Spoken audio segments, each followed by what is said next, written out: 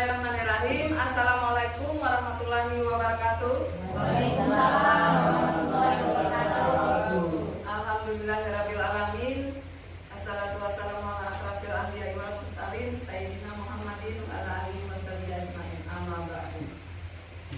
Yang terhormat seluruh warga sekolah, Bapak Ibu Dewan Guru, penjaga dan staf tata laksana sekolah yang berhadir pada hari ini, yaitu pada acara penimbasan atau diseminasi penyebaran budaya positif modul 1.4.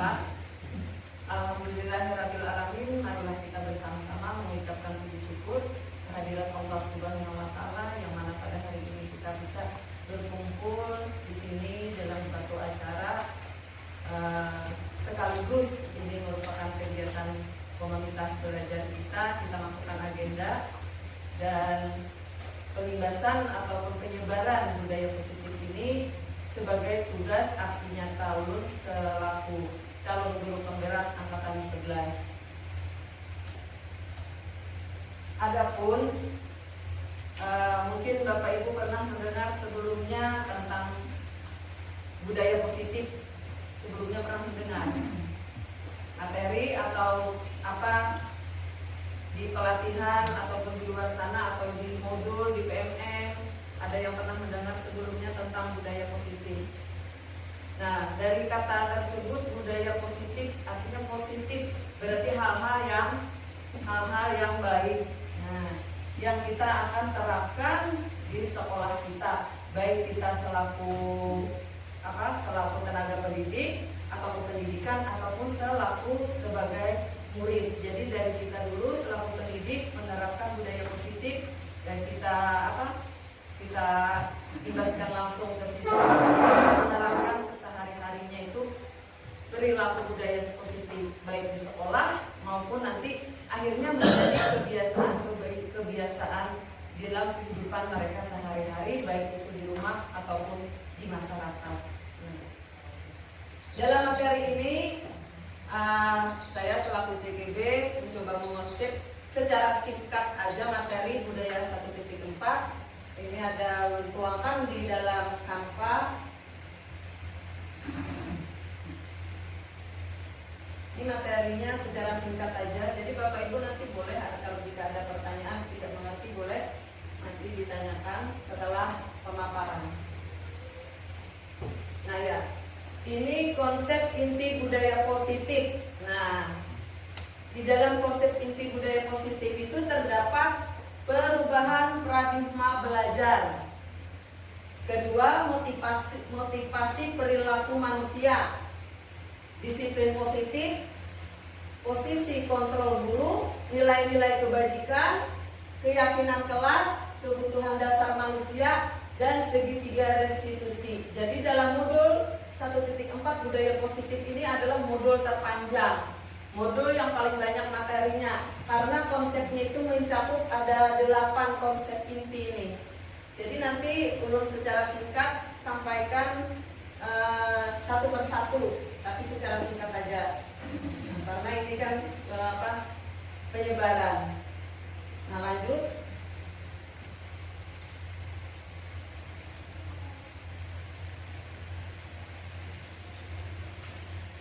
Nah, pembelajaran dengan paradigma baru. Apa itu pembelajaran dengan paradigma baru? Pembelajaran dengan paradigma baru merupakan pembelajaran yang dirancang berdasarkan prinsip pembelajaran berdiferensiasi, sehingga murid belajar sesuai kebutuhan berdasarkan tahap perkembangan sesuai teori psikologi modern untuk mewujudkan profil Pancasila. Nanti boleh jika ada yang sambil dicatat, jika ada yang hal-hal yang kurang mengerti boleh nanti ditanyakan.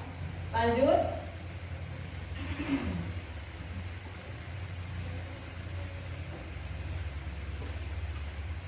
Miskonsepsi tentang teori kontrol. Nah ini karena kurang jelas lah ya, untuk di akhir karena pecah di situ jadi kurang.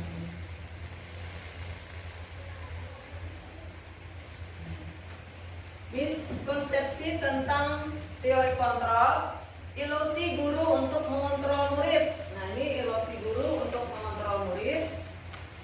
Ya, silahkan masuk. Kedua, ilusi bahwa semua penguatan positif, efektif, dan bermanfaat. Ilusi bahwa kritik dan membuat rasa bersalah mampu menguatkan karakter. Ilusi bahwa orang dewasa berhak memaksa. Ini miskonsepsi tentang teori kontrol. Jadi miskonsepsi selama ini seperti ini miskonsepsi kita. Nah, artinya ilusi guru untuk mengontrol murid. Miskonsepsi kita inilah artinya mungkin sesuatu yang harus diperbaiki. Hal-hal yang seperti ini harus diperbaiki. Ilusi bahwa semua penguatan positif, efektif, dan bermanfaat. Ilusi bahwa kritik dan membuat rasa bersalah mampu menguatkan karakter. Ilusi bahwa orang dewasa berhak memaksa. Nah, jelas kan? Itu tidak boleh. Nah, lanjut.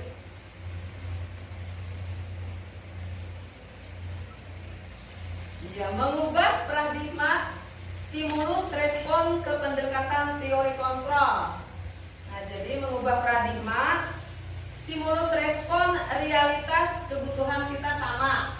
Jadi ini kabur lah. Realitas kebutuhan kita sama. Itu stimulus respon. Teori kontrolnya realitas kebutuhan kita berbeda. Nah ini, oh iyalah. Nah, jadi yang kedua ini, semua orang melihat hal yang sama. Terus teori kontrolnya, setiap orang memiliki gambaran berbeda. Ketiga, perilaku buruk dilihat sebagai suatu kesalahan. Semua perilaku memiliki tujuan. Nah, semua perilaku memiliki tujuan. Terus orang lain bisa mengontrol saya. Hanya Anda yang bisa mengontrol diri Anda. Nah, itu teori kontrolnya. Jadi orang tidak bisa mengontrol. Jadi stimulus responnya orang lain bisa mengontrol saya. Hanya Anda yang bisa mengontrol diri Anda. Saya bisa mengontrol orang lain. Anda tidak bisa mengontrol orang lain. Teori kontrolnya, Anda tidak bisa mengontrol orang lain. Terus lagi, stimulus respon yang berikutnya, pemaksaan ada pada saat bujukan gigih. Pemaksaan ada pada saat bujukan gagal. Terus, teori kontrolnya, kolaborasi dan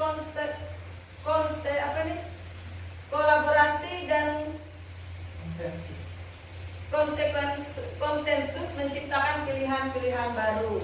Nah, terus model berpikir menang atau kalah. Model berpikir menang. Model berpikir menang kalah. Di sini ini model berpikir menang-menang. Artinya di pada tindakan pas restitusi. Jadi orang yang melakukan kesalahan itu tidak sama-sama menang, orang yang si korban juga menang. Nah, itu artinya model berpikir menang-menang. Jadi tidak ada menang kalah. Terus selanjutnya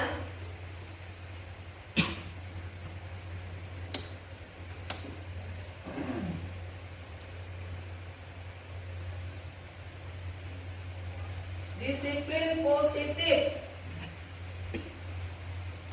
Disiplin berasal dari kata disiplinan yang artinya belajar disiplin, mengacu pada disiplin dan memiliki tanggung jawab terhadap apa yang dilakukannya berdasarkan nilai-nilai yang diyakini. Kedua, disiplin positif merupakan salah satu cara penerapan disiplin yang bertujuan untuk menumbuhkan kesadaran serta memberdayakan murid tanpa imbalan penghargaan, ancaman, atau hukuman. Sebagai pendidik, tujuan kita adalah menciptakan murid yang memiliki disiplin diri sehingga mereka berperilaku mengacu pada nilai-nilai kebajikan universal dan memiliki motivasi intrinsik dalam perubahan perilaku ke arah yang lebih baik. Nah, jadi yang pengen kita terapkan di sekolahan kita itu yaitu disiplin positif. Jadi siswa kita ajak menerapkan disiplin positif ini melalui nanti dijelaskan dengan materi selanjutnya melalui yang dinamakan keyakinan kelas. Jadi nanti setiap Bapak Ibu membuat keyakinan kelas masing-masing bersama siswa. Nah, jadi itu merupakan bentuk disiplin positif. Jadi bukan lagi peraturan. Lanjut.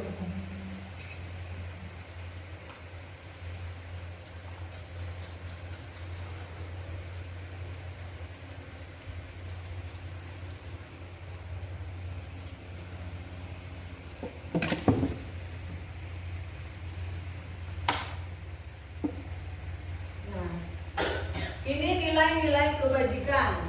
Nilai yang disepakati bersama lepas dari suku, bangsa, agama, bahasa maupun latar belakang. Jadi nilai-nilai kebajikannya itu disepakati. Nilai yang disepakati bersama lepas dari suku.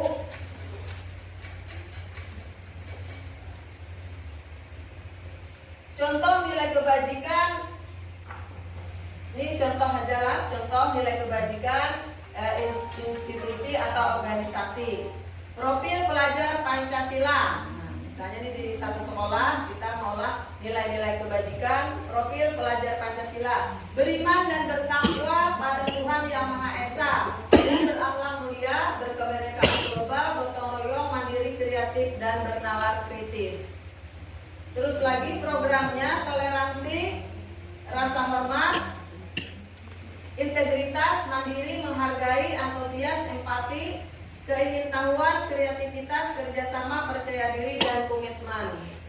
Keterampilan hidup: dapat dipercaya, lurus, hati, pendengar yang aktif, tidak merendahkan orang lain, dan memberikan yang terbaik dari diri. Ya, lanjut.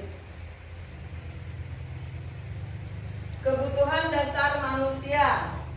Kebutuhan dasar manusia adalah segala sesuatu yang kita lakukan untuk mendapatkan apa yang kita inginkan.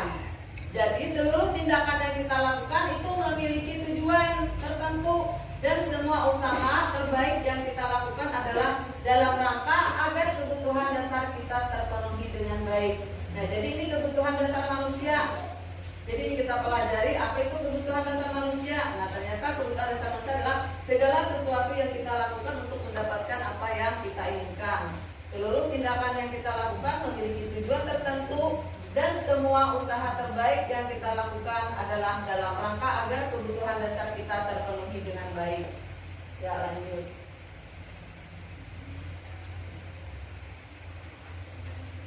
Lima, kebutuhan dasar manusia. Nah, itu tadi kebutuhan. Jadi kebutuhan dasar manusia itu ada 5. Nah, ini kebutuhan dasar pertama yaitu bertahan hidup. Apa itu bertahan hidup? Kebutuhan dasar manusia bertahan hidup yaitu makanan, pakaian, tempat tinggal, keamanan, dan kesehatan. Kedua yaitu kasih sayang dan rasa diterima. Nah, rasa diterima, dipedulikan, berbagi, bekerja sama, menjadi bagian dalam kelompok. Ketiga, penguasaan. Nah, harga diri, keinginan untuk dianggap, memimpin, diakui, dan didengar. Nah, ini penguasaan. Terus kebebasan. Kebutuhan dasar kebebasan yaitu mandiri, memiliki pilihan, mencoba hal baru, mampu mengendalikan arah dirinya. Yang terakhir yaitu yang kelima, kesenangan, bermain, humor, antusiasme, dan tertawa. Nah, ini 5 kebutuhan dasar manusia, jadi termasuk kebutuhan kita juga. Nah, ini 5 dasar. Ya, selanjutnya.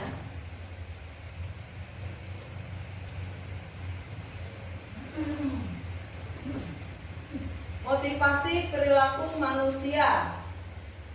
Nah, jadi apa hubungannya dengan budaya positif dengan kebutuhan dasar manusia? Tadi mungkin ada di benak Bapak Ibu, apa hubungannya budaya positif dengan kebutuhan dasar? Nah, ternyata manusia itu berperilaku di luar budaya positif atau hal-hal yang kurang baik. Berarti ada salah satu dari 5 dasar kebutuhan manusia itu yang tidak terpenuhi. Nah, jadi kita sebagai guru itulah fungsinya kita untuk apa? Mengetahui murid kita nih. Oh, ini kenapa?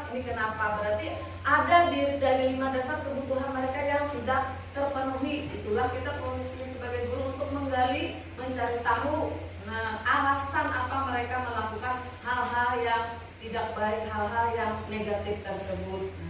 Terus motivasi perilaku manusia. Pertama, untuk menghindari ketidaknyamanan atau hukuman. Nah, artinya manusia itu mempunyai motivasi.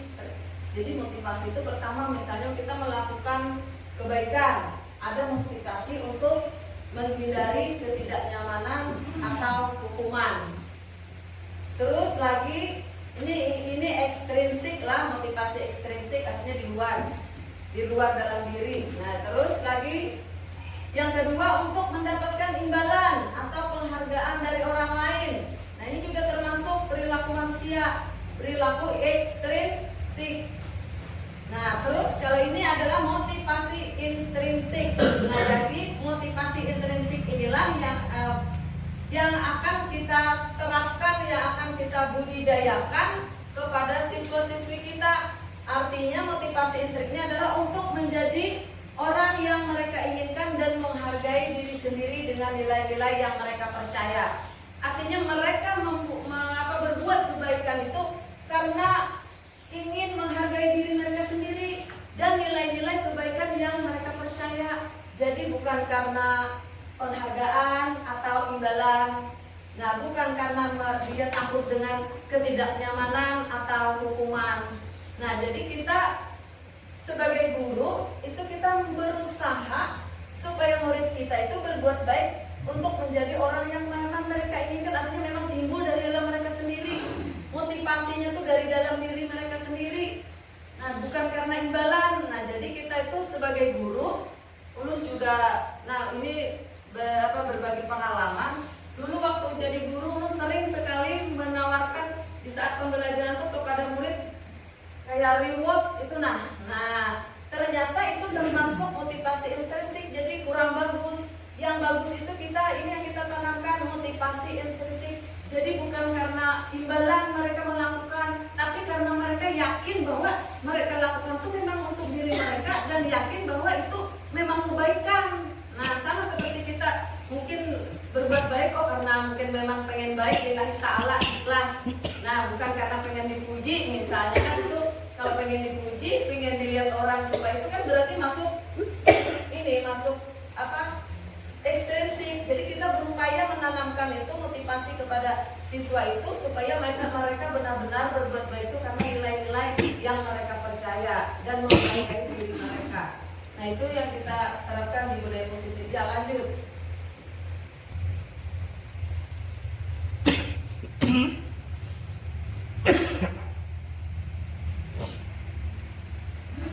Nah, ini ada hukuman, ada konsekuensi, ada restitusi. Apa itu hukuman?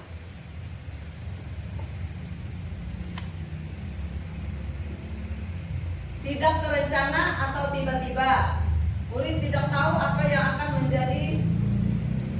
terjadi, tidak dilibatkan. Bersifat berupa hukuman fisik atau psikis. Nah, bersifat arah deh. Bersifat satu arah, ya. Bersifat satu arah berupa hukuman fisik atau psikis. Nah, ini hukuman. Terus ada konsekuensi, ada restitusi. Jadi setiap anak negatif atau hal-hal yang tidak positif, biasanya kita sebagai guru itu kita akan melihat posisi kita di mana. Jadi ada yang misalnya hukuman, ada yang konsekuensi, ada yang restitusi. Nah, di tahapan budaya positif ini, posisi kontrol guru itu diusahakan nanti di posisi manajer. Jadi menindaklanjutinya lewat restitusi. Konsekuensi adalah terencana, disepakati sesuai peraturan, murid tetap dibuat tidak nyaman, sikap guru selalu memonitor murid. Itu kalau konsekuensi. Nah, terus kalau restitusi, proses menciptakan kondisi bagi murid untuk memperbaiki kesalahan. Proses kolaboratif yang mengajarkan murid untuk mencari solusi sendiri. Jadi setelah mereka tidak berbuat yang kurang bagus, itu kita menindaklanjutinya tuh restitusi, yaitu proses menciptakan kondisi bagi murid untuk memperbaiki kesalahan. Proses kolaboratif yang mengajarkan murid untuk mencari solusi sendiri. Nah, ini tadi kita sesuai kesepakatan kita sebelum masuk tadi, tolong HP-nya di-setelan.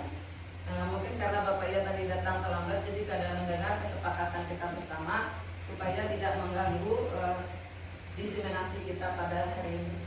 Jadi di-setelan HP-nya kita tolong. Terus lanjut.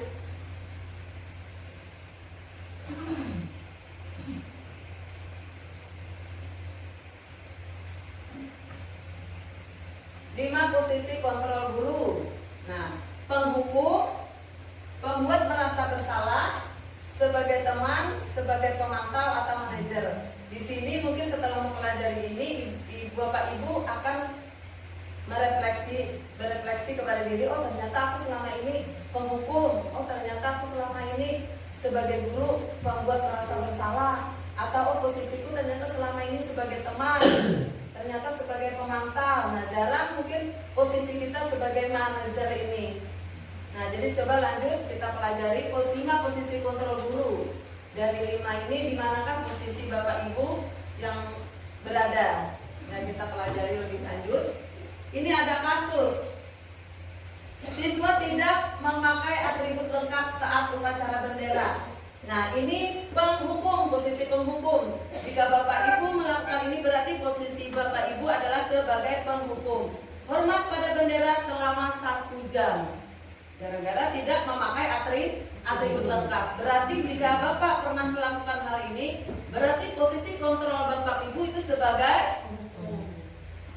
Terus lagi, pembuat merasa bersalah. Ada juga yang posisi pembuat merasa bersalah. Berapa kali Bapak Ibu harus memberitahu kamu? Nah, kata-kata itu diungkapkan kepada siswa. Berapa kali Bapak Ibu harus memberitahu kamu? Kamu selalu saja mengecewakan ibu bapak. Pernah nggak seperti itu? Nah, berarti jika Bapak Ibu mengucapkan hal tersebut kepada siswa yang tidak memakai atribut, berarti posisi Bapak Ibu adalah pembuat merasa bersalah. Lanjut.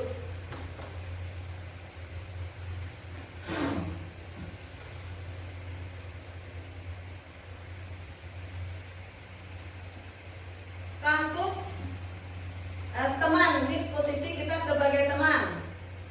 Nah, ini jika Bapak Ibu pernah mengucapkan hal seperti ini, berarti posisi Bapak Ibu itu sebagai teman. Ayo dong ikuti aturan sekolah, tolong bantu Bapak Ibu ya sekali ini. Sudah tidak apa-apa, lain kali jangan sampai berbuat seperti ini lagi ya. Nah, jika Bapak Ibu pernah mengucapkan hal seperti ini kepada siswa yang melakukan kesalahan, berarti posisi Bapak Ibu itu posisinya di posisi kontrol, yaitu sebagai teman. Terus lagi ini posisi pemantau. Nah, kamu sudah melanggar peraturan sekolah, kamu tahu konsekuensinya. Setelah upacara kamu beli atribut ke koperasi dan jangan diulangi lagi. Nah, jika Bapak Ibu pernah mengucapkan hal-hal tersebut, berarti posisi Bapak Ibu sebagai guru adalah pemantau. Ya, lanjut yang terakhir yaitu posisi manajer. Nah, di sini adalah posisi yang kita harapkan. Ini posisi manajer. Jadi Bapak Ibu setelah mempelajari ini diharapkan bisa bijak berposisi di manajer, yaitu apakah kamu tahu kesalahanmu? Nah, seperti itu kita ucapkan. Kira-kira bagaimana kamu memperbaiki kesalahanmu? Nah, kita seperti itu yang kita ucapkan. Berarti posisi Bapak Ibu, posisi manajer, posisi yang paling bagus. Nah, ini yang kita harapkan di posisi ini semua. Jadi setelah belajar budaya positif, berarti Bapak Ibu sudah tahu posisi bagaimana harus bersikap terhadap murid yang melakukan kesalahan. Jadi jangan di posisi penghukum dan yang lainnya tadi. Jadi harapkan di posisi manajer. Apakah kamu tahu kesalahanmu? Kira-kira bagaimana kamu memperbaiki kesalahanmu? Nah, jadi mereka sendiri yang timbul ingin berbuat baik dari dalam diri mereka. Jadi bukan karena takut hukuman tadi kan. Nah, karena takut ini karena ada konsekuensi, bukan hal seperti itu, tapi kebaikan dari dalam diri mereka lah yang membuat mereka ingin memperbaiki kesalahannya. Jadi itu di situ kita menanamkan budaya positif. Lanjut.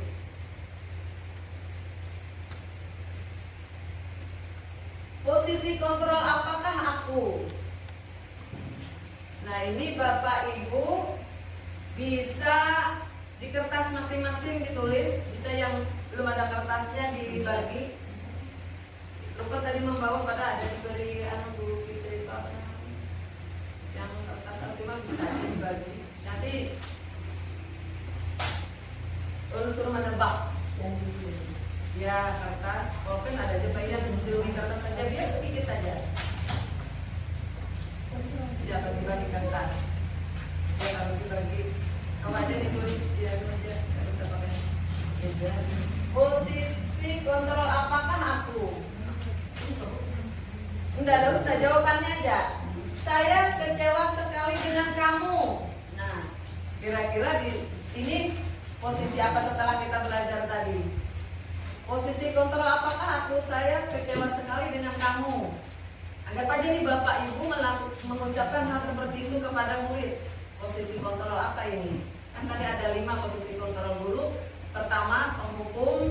Kedua, membuat merasa bersalah. Ketiga apa tadi? Penghukum, pembuat merasa bersalah, pemantau, teman, dan terakhir manajer. Nah, ini posisi kontrol apakah aku? Saya kecewa sekali dengan kamu. Ingat posisi kontrol tadi ada 5: penghukum, pembuat merasa bersalah, pemantau, teman, manajer. Saya kecewa sekali dengan kamu. Nah, iya, betul sekali. Posisi di sini adalah membuat rasa bersalah. Berarti lanjut. Berarti Bapak Ibu sudah menyimak, sudah mulai paham. Sekarang posisi kontrol apakah aku? Kamu tidak pernah benar melakukannya. Kamu tidak pernah benar melakukannya.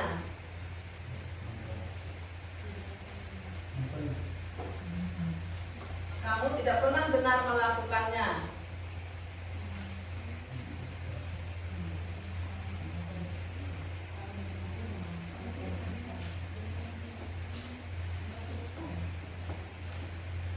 Kamu tidak pernah benar melakukannya.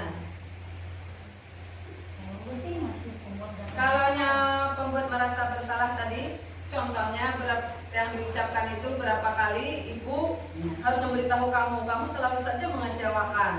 Nah, kalaunya penghukum itu hormat pada bendera selama 1 jam, itu jelas penghukum. Nah, kalau posisi teman itu, ayo dong ikuti aturan sekolah, tolong bantu Ibu. Sekali ini saja, sudah tidak apa-apa. Lain kali jangan sampai berbuat lagi ya, untuk posisi sebagai teman. Kalau pemantau, kamu sudah melanggar peraturan sekolah, kamu tahu konsekuensinya. Setelah upacara kamu beri atribut ke koperasi dan jangan ulangi lagi, itu pemantau. Berarti ini juga dia kamu tidak pernah benar melakukannya, pembuat merasa bersalah. Lanjut. Posisi kontrol apakah aku? Apa rencanamu untuk menyelesaikan masalah ini? Manajer. Iya, manajer. Posisi kontrol yang paling bagus yang kita harapkan sebagai pendidik adalah ini. Lanjut.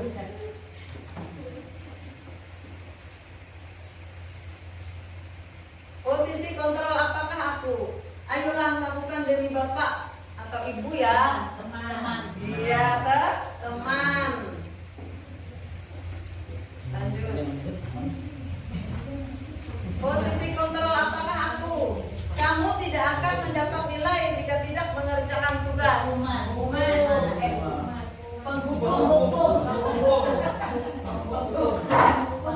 Penghukum atau pemantau?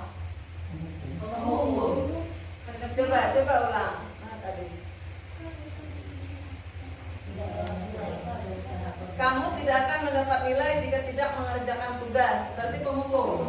Karena dia tidak akan mendapat nilai. Ya, penghukum. usahakan Bapak Ibu setelah belajar hari ini jangan lagi di posisi ini. Ibu. Lanjut. Nah, ini contoh keyakinan kelas. Nah, mengapa keyakinan kelas? Mengapa bukan peraturan kelas? Nah, jadi kita belajar budaya positif itu diperhalus bahasanya itu. Nah, yang tadinya peraturan kita rubah menjadi keyakinan ke kelas. Jadi mungkin Bapak Ibu bertanya, kenapa harus keyakinan kelas bukan peraturan kelas? Ya, lanjut.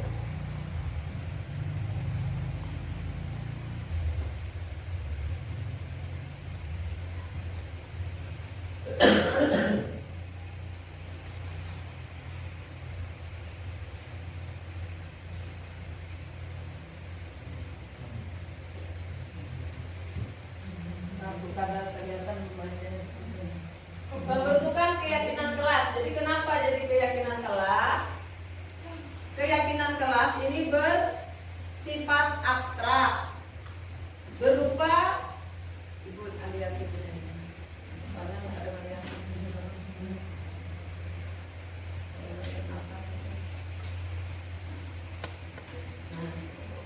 jadi pembentukan keyakinan kelas itu bersifat abstrak, berupa pernyataan universal, dibuat dalam pernyataan positif, sedikit saja agar mudah diingat. Jadi tidak perlu banyak keyakinan kelas tuh.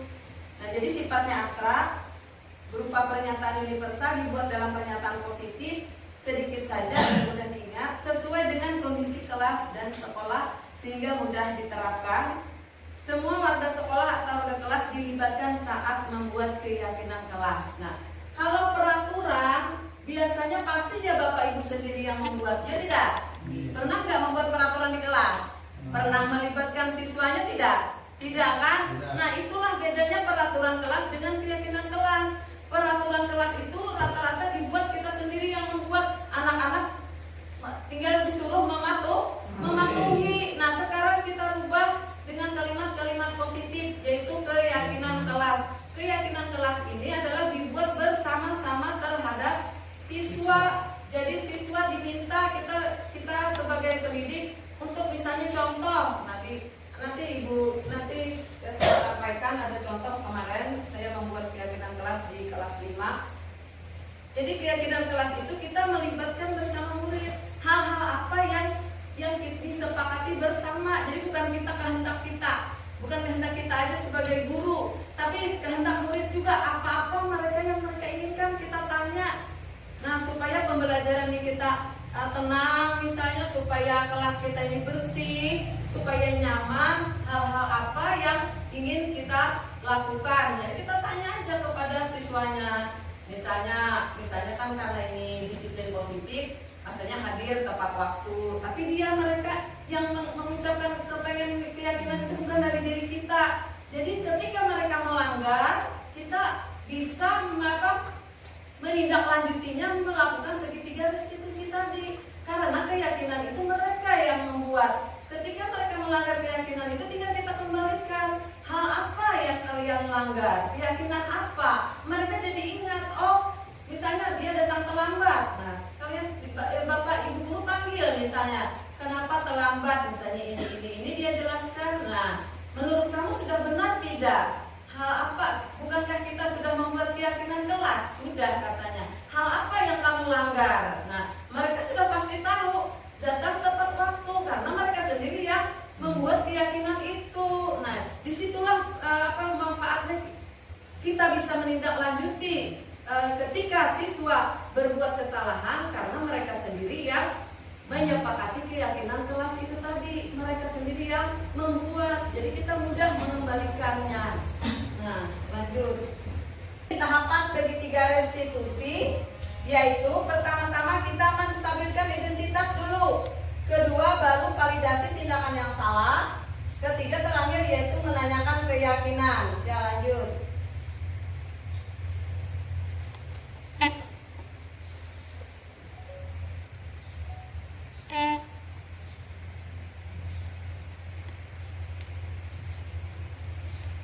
Nah, menstabilkan identitas, hal-hal apa saja dalam menstabilkan identitas ketika siswa atau murid kita melakukan kesalahan. Pertama, hal yang kita lakukan adalah berdasarkan prinsip membuat kesalahan adalah bagian dari proses pembelajaran. Jadi, hal-hal yang kita ucapkan waktu menstabilkan identitas, misalnya Bapak Ibu guru, ada siswanya yang lupa terus membawa buku, atau hadir sering terlambat, terus nih siswanya Bapak Ibu panggil, hal-hal yang Ibu ucapkan ketika menstabilkan identitas itu seperti ini. Berbuat salah itu wajar, tidak ada manusia yang sempurna. Ibu, Bapak juga pernah melakukan itu. Ibu tidak mau mencari siapa yang salah, tapi Ibu ingin mencari solusi dari permasalahan ini. Kamu berhak merasa begitu. Nah, hal-hal yang kita ucapkan ketika menstabilkan identitas adalah seperti ini kepada siswa. Berbuat salah itu wajar, tidak ada manusia yang sempurna. Ibu juga pernah melakukan itu. Ibu juga tidak mau mencari siapa yang salah, tapi Ibu ingin mencari solusi dari permasalahan ini. Kamu berhak merasa begitu. Ini ketika menstabilkan identitas. Lanjut. Yang kedua yaitu memvalidasi tindakan yang salah. Nah, validasi tindakan yang salah berdasarkan prinsip setiap perilaku berupaya memenuhi suatu kebutuhan tertentu. Hal-hal yang kita ucapkan ketika memvalidasi tindakan yang salah yaitu kamu pasti punya alasan mengapa melakukan hal itu. Nah, ini tadi kembali ke 5 kebutuhan dasar manusia. Berarti ada di 5 kebutuhan dasar manusia itu yang tidak terpenuhi ketika mereka melakukan kesalahan. Kamu pasti punya alasan mengapa melakukan hal itu. Padahal kamu bisa melakukan yang lebih buruk dari ini ya. Misalnya ada siswa Bapak Ibu berkelahi, sering misalnya pernah kan? Nah, misalnya yang melakukan si pelaku dipanggil ke kantor, ke ruangan Bapak Ibu atau ke kantor, dipanggil terus ketika memvalidasi tindakan salah, ucapan yang kita lakukan adalah kamu pasti punya alasan mengapa melakukan hal itu. Akhirnya dia mengucapkan kan alasannya. Nah, terus lagi padahal kamu bisa melakukan yang lebih buruk dari ini ya. Nah, ini namanya memvalidasi tindakan yang salah. Kita bujurakan modelnya tuh nah. Padahal kamu bisa jadinya ini misalnya. Padahal kamu bisa melakukan yang lebih buruk dari ini ya. Kamu patut bangga karena telah melindungi sesuatu yang penting buat kamu. Ya misalnya ini kan melakukan itu misalnya karena memang di temannya lah. Dia kan pasti kadang merasa benar ketika pelaku ini. Nah, berarti ucapan kita kamu patut bangga karena telah melindungi sesuatu yang penting buatmu. Kamu melakukannya karena mempertahankan sesuatu yang penting bagimu. Ya, jadi ini adalah memvalidasi tindakan yang salah. Ucapan-ucapannya itu seperti ini yang kita lakukan. Lanjut.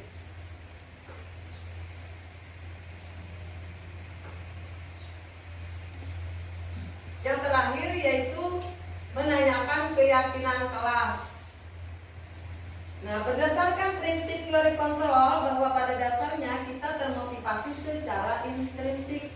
Jadi dalam diri tadi, apa keyakinan kelas kita? Nah, ini sudah terakhir. Akhirnya kan dia menjawab karena tadi sudah membuat keyakinan kelas. Bapak Ibu tadi dengan mereka.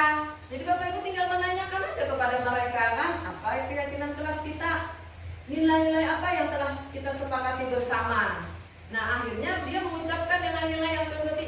Nah, akhirnya dia menyadari seperti apa gambaran sebuah kelas yang ideal menurut kamu. Nah, dia akan menjawab akhirnya karena terpancing dengan pertanyaan ini. Kamu ingin menjadi orang yang seperti apa? Akhirnya dia pasti akan, kalau kita tanya kamu ingin menjadi orang seperti apa? Gak mungkin kan dia menyampaikan hal-hal yang dia inginkan itu pasti bersifat positif. Nah, akhirnya mereka menyampaikan kamu ingin menjadi orang yang seperti apa. Nah, lanjut.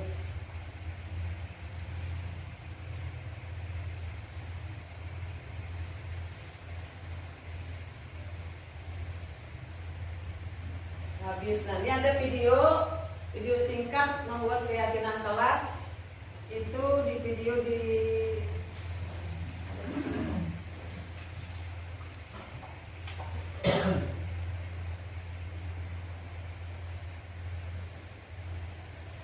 tidak terkirim rasanya karena durasinya kemarin waktu turun membuat keyakinan kelas itu durasinya hampir sejam kalau nggak salah. Nah, tidak bisa terkirim, ada di HP di situ ada.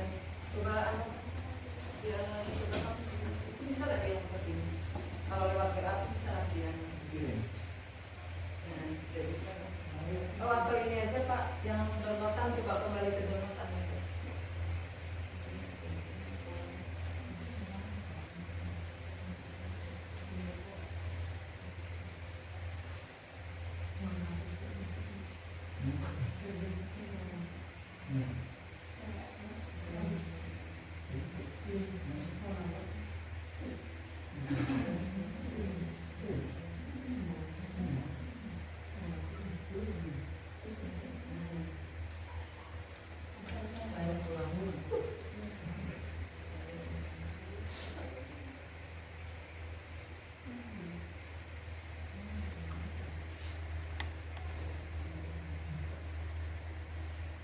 Contoh, karena punya ulun tidak bisa dikirim, jadi ada di HP itu. Ini contoh aja, jadi contoh kelas membuat kesepakatan kelas itu seperti ini. Suaranya ada nggak ini? Nah, jadi ini misalnya keyakinan kelas itu yang ditempel itu adalah hal-hal yang mereka sendiri inginkan, hal-hal yang mereka sepakati. Ditempel nanti kita itu kan banyak nih. Nah, coba contohnya. Sedangkan keyakinan ini suaranya adalah coba dulu lah, misalnya.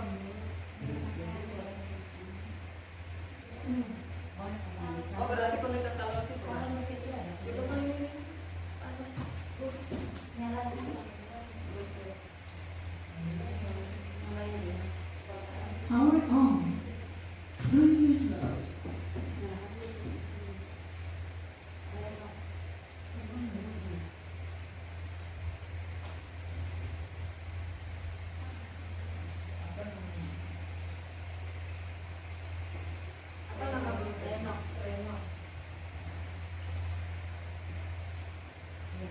Jadi setelah ini guru minta Bapak Ibu semuanya dari kelas 1 sampai kelas 6, mungkin kelas 6 sudah punya, yang belum atau kelas 4 sudah punya, yang belum tolong buat keyakinan kelas masing-masing bersama siswa. Nah, ini ada contohnya.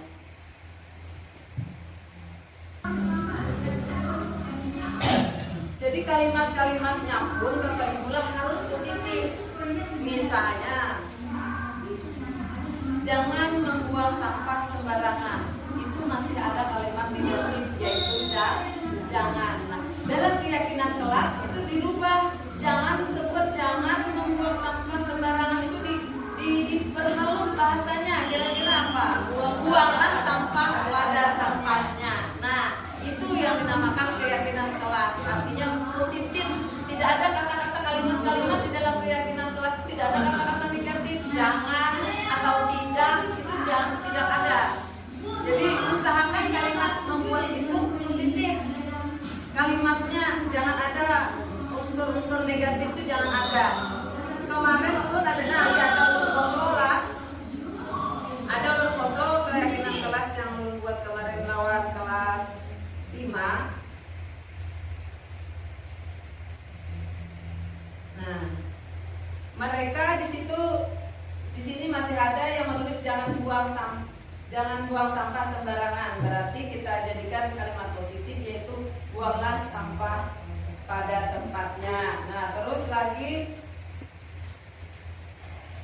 misalnya jangan terlambat. Nah, berarti jangannya tidak buang. Nah, datang tepat waktu. Nah, seperti itu. Tidak boleh makan di kelas. Nah, kita perhalus bahasanya, tidak boleh makan di kelas. Jadi apa, boleh makan di saat jam istirahat. Nah, seperti itu. Jadi kalimat-kalimatnya itu menjadi kalimat yang positif, makanya namanya budaya positif. Disiplinnya disiplin positif. Nah, jadi tidak ada unsur-unsur yang kalimat-kalimat yang masih negatif itu diperhalus lagi bahasanya. Nah, jadi nanti Bapak Ibu buat bersama siswa masing-masing kelas, buat keyakinan kelas seperti ini. Ada perlu banyak, tapi dari banyak itu nanti dikerucut, jangan sama-sama dihapus. Nah, dicoret. Jadi tinggal berapa, misalnya tinggal 5 ada apa-apa, atau tinggal 7 banyaknya siswa tadi. Yang penting poin-poin yang pian harapkan dan siswa harapkan itu tercapai gitu. Daripada banyak macam-macam tapi nggak dikerjakan kan. Nah, jadi hal-hal yang penting aja. Lanjut, ini contoh membuat keyakinan kelas. Berarti dalam membuat keyakinan kelas ini Bapak Ibu sudah paham dan jelas ya, tidak ada yang ditanyakan. Artinya di sini dia bersama siswa murid masing-masing membuat keyakinan kelas. Jadi keyakinan kelas ini setelah dibuat itu ditulis di papan atau seperti itu ditempel. Jadi ketika murid Bapak Ibu melakukan kesalahan, kita kan sudah punya itu, kita tinggal kembalikan kepada mereka. Harus diingatkan terus, apalagi sebelum pembelajaran. Nah, jadi wajib sebelum pembelajaran itu sekarang kita menyampaikan keyakinan kelas terlebih dahulu. Nah, misalnya sebelum Bapak Ibu menyampaikan pelajaran, kita mengingat lagi keyakinan kelas kita apa saja. Nah, supaya pembelajaran Bapak Ibu tertib. Misalnya di dalam pembelajaran itu, di dalam keyakinan kelas yang Bapak Ibu buat itu misalnya tertib, misalnya kan menghargai pendapat teman, misalnya kan artinya mendengarkan guru menyampaikan materi misalnya. Jadi ketika pembelajaran kita menyampaikan kembali berulang-ulang keyakinan kelas, ketika siswa ada yang ribut, ada yang misalnya tidak mendengarkan Bapak Ibu menjelaskan materi, kita tinggal kembalikan lagi ke keyakinan kelas tadi. Mereka harus ingat kesepakatan itu sebelum Bapak Ibu memulai pembelajaran. Jadi keyakinan kelas itu disampaikan sebelum Bapak Ibu memulai pembelajaran. Setiap kali mau pembelajaran dimulai, usahakan sampaikan selalu keyakinan kelas. Makanya keyakinan kelas itu dibuat bebas oleh Bapak dan murid tadi, apa aja yang Bapak Ibu inginkan. Oh, aku ingin karena kalau belajar itu muridku jangan ribut supaya mendengarkan. Nah, nanti sampaikan kepada murid supaya nanti belajar kita tertib. Apa yang kita inginkan, yuk kita buat jadi keyakinan. Nah, jadi setiap Bapak Ibu mau mengajar, sampaikan terus ke siswa. Setiap mau mengajar itu memulai pembelajaran, ingat kita sudah punya keyakinan kelas. Apa itu? Masih ingat keyakinan kelas kita apa aja? Nah, itu mereka menyampaikan karena mereka yang membuat ini. Nah, ketika proses belajar mengajar itu ada anak-anak Bapak Ibu atau siswa melakukan kesalahan tidak sesuai keyakinan, kita kan enak menegurnya, tinggal mengembalikan ke keyakinan kelas tadi. Nah, itu semacam itu prosesnya. Nah, juga ini penerapan segitiga restitusi. Ini contoh nanti ada juga contoh yang dari saya kemarin menindaklanjuti segitiga restitusi dari siswa kita, yaitu siswa kelas 4 kemarin lah. Ini beberapa kasus.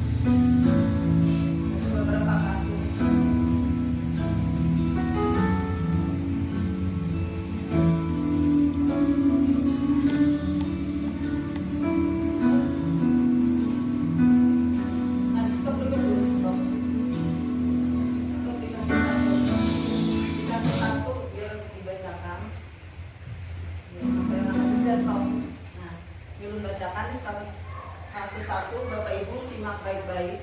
Guru matematika dan wali kelas 8 Ibu Santi sakit sehingga tidak dapat masuk dan mengajar. Akhirnya dicarikan guru pengganti Ibu Eni. Ibu Eni baru 2 tahun menjadi guru SMP. Beberapa murid perempuan, Vivi dan Natali, mengetahui hal ini dan mulai menggunakan kesempatan dan bersikap seenaknya, tertawa dan tidak mengindahkan kehadiran Ibu Eni. Siapa tahu kenapa Allah sampaikan juga studi kasus ada 4 ini, siapa tahu pernah juga terjadi di tempat kita. Nah, mengetahui hal ini dan mulai menggunakan kesempatan dan bersikap seenaknya, tertawa dan tidak mengindahkan kehadiran Ibu Eni. Ibu Eni mencoba menyapa Vivi dan Natali dengan ramah sambil mengingatkan mereka untuk tetap fokus pada pengajaran tugas. Ayolah tugasnya dikerjakan. Nanti Ibu ditegur Bapak Kepala Sekolah kalau kalian tidak kerjakan tugas. Ini perlu digarisbawahi. Tolong bantu Ibu ya. Namun Vivi dan Natali malah jadi tertawa. Ah, Ibu santai aja Bu. Mereka tetap tidak mengerjakan tugas dan malah mengobrol. Keesokan harinya Ibu Santi memanggil Vivi dan Natali. serta menanyakan tentang laporan Ibu Eni. Ibu Santi menanyakan apakah mereka bersedia melakukan memperbaiki permasalahan yang ada. Vivi dan Natali sempat ragu-ragu dan membela diri, namun pada akhirnya mengatakan akan meminta maaf. Ibu Santi menanggapi bahwa tindakan itu boleh saja dilakukan bila mereka sungguh-sungguh ingin meminta maaf. Namun Ibu Santi menanyakan kembali apa yang mereka bisa lakukan untuk menggantikan rasa tidak menghormati Ibu Santi. Baik Vivi maupun Natali mengakui bahwa perilaku mereka tidak sesuai dengan keyakinan kelas. Ibu Santi melanjutkan kembali apa yang akan mereka lakukan untuk memperbaiki masalah. Apakah ada gagasan? Setelah berpikir sejenak, Natali dan Vivi mengusulkan bagaimana kalau mereka mengadakan sebuah diskusi kelompok dengan teman-teman sekelasnya. Tema yang mereka pilih adalah penerapan keyakinan kelas, terutama tentang sikap saling menghormati dan bagaimana penerapannya di kehidupan sehari-hari di sekolah. Usulan kedua adalah mengirim email kepada Ibu Eni tentang gagasan yang mereka tersebut. Mereka pun memberitahu Ibu Eni bahwa mereka telah memberitahu kepala sekolah Pak Hasan bila lain waktu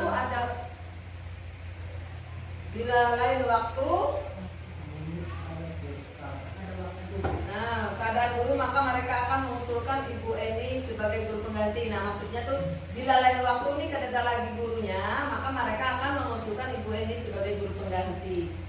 Nah lanjut. Ya, telepon stop aja. Ya, stop.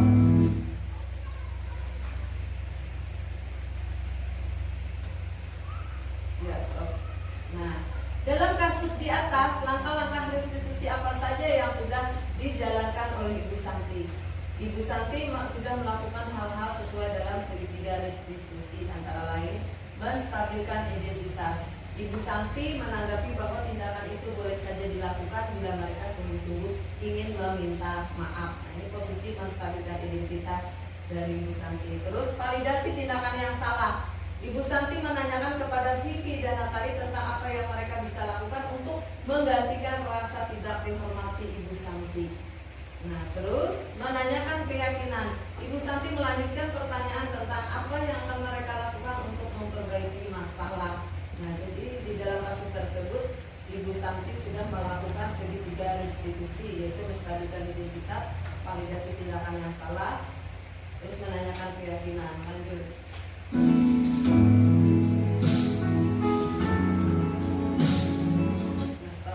Menurut Anda, apakah restitusi yang diusulkan Vivi dan Natali sudah sesuai dengan pelanggaran yang telah dibuat? Apakah langkah-langkah restitusi yang telah diusulkan mereka? Nah, jawabannya ada beberapa gagasan yang diusulkan oleh Vivi dan Natali. Gagasan berdiskusi kelompok dengan teman-teman sekelasnya tentang penerapan keyakinan kelas. Mengirim email kepada Ibu Eni tentang gagasan mereka, dan mereka telah memberitahu kepala sekolah bila lain waktu ada ketiadaan guru, maka mereka akan mengusulkan Ibu Eni sebagai guru pengganti.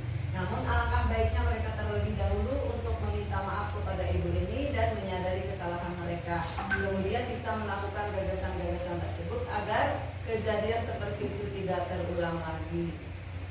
Ya, lanjut. Soal nomor 3.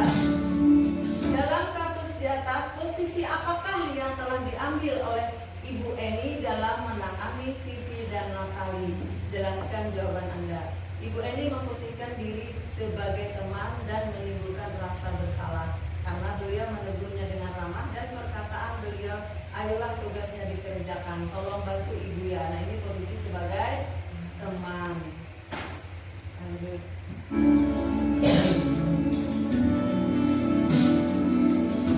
Jika Anda adalah Pak Hasan, bagaimana Anda menyikapi langkah yang ditempuh Ibu Santi? Pak Hasan berarti kepala sekolah mengadakan pertemuan dengan Ibu Eni untuk menggali permasalahan serta mencari solusinya. Mengatur sesi konseling guru BK karena ini kan posisinya bukan SD, jadi ada kasusnya itu ada guru BK biasanya di kelas tinggi. Mengatur sesi konseling guru BK dengan Vivi dan Natali untuk membahas permasalahannya. Mengadakan rapat kepada seluruh guru untuk membahas tentang penerapan keyakinan kelas. Memberikan masukan kepada guru untuk menggunakan model-model pembelajaran yang variatif dan menyenangkan sesuai si murid melakukan pertemuan dengan orang Vivi dan Natali didampingi dengan ibu ini untuk membahas solusi terbaik terhadap permasalahan mereka, melakukan pemantauan berkelanjutan kepada Vivi dan Natali agar permasalahannya tidak berulang. Lanjut kasus 2.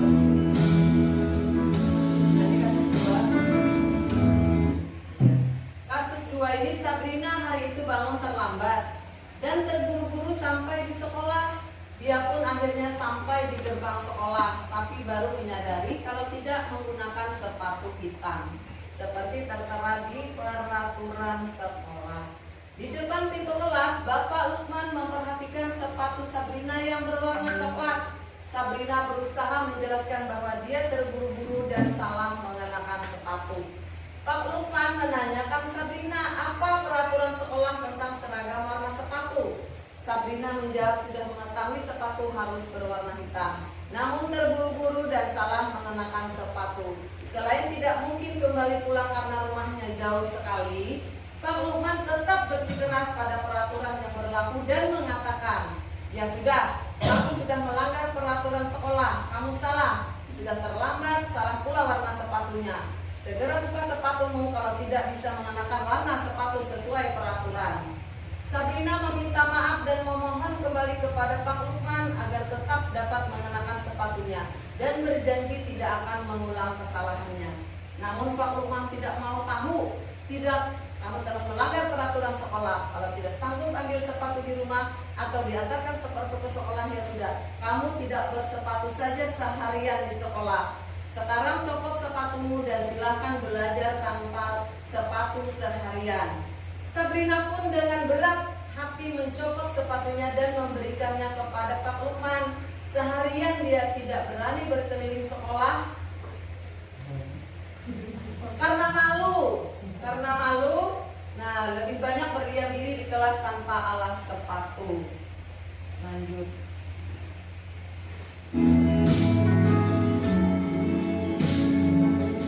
Soal ini 1, dalam kasus di atas, sikap posisi apakah yang diambil oleh Bapak Lukman? Jelaskan apa indikatornya.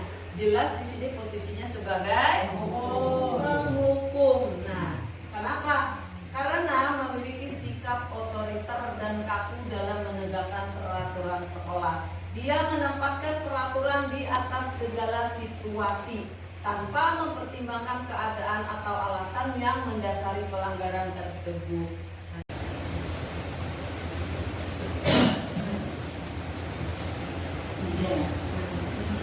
Ini kemarin ini panggil ini masih kelas 6. Ini kasusnya datang terlambat.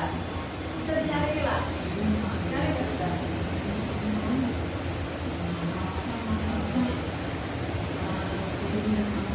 Bahkan adanya kayak pertanyaan-pertanyaan itu mereka menjawab yang memang dari dirinya. Kami ini menindaklanjuti yang studi kasus yang Mas Sita sama Pak Uji ini, kami tidak mengajari jawabannya. Jadi jawabannya itu memang dari mereka. Nah, Mas Sita ini. Ini masih tadi karena kata Bu bilang datang terlambat, jadi langsung urut tindaklanjuti gitu. Nah, sudah nyari kalau hujan banget.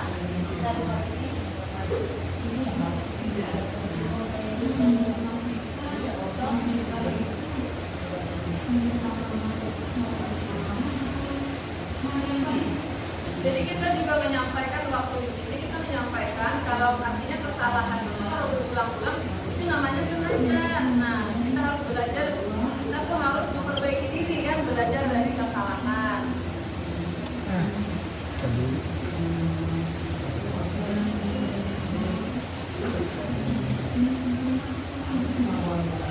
Jadi di sini masih tadi dia sendiri pengen artinya bangun pagi-pagi kemarin lah.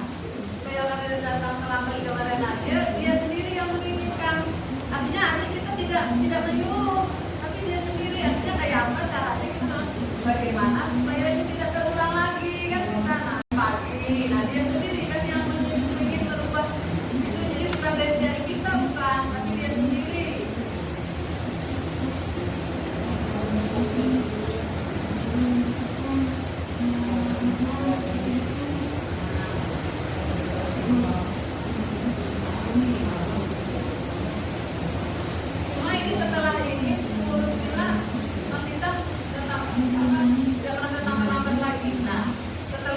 dia tidak pernah datang terlambat lagi Pak. Karena emang ini kami wawancara ini kayaknya real aja gitu nah ngalir, bukan yang diulang-ulang. Memang itu nah memang bahkan jawabannya itu dari dia sendiri, tidak disetting. Berarti adalah dengan kelas tentang tepat waktu. Ini benar sekali. Berarti itu yang berarti kita sudah tahu yang jadi bahwa kita melanggar keyakinan kelas itu tentang tepat waktu. Nah, sekarang ibu tanya, kita mau tidak memperbaiki? Mau bilangnya. Karena dia terpancing kan dengan pertanyaan kita tadi.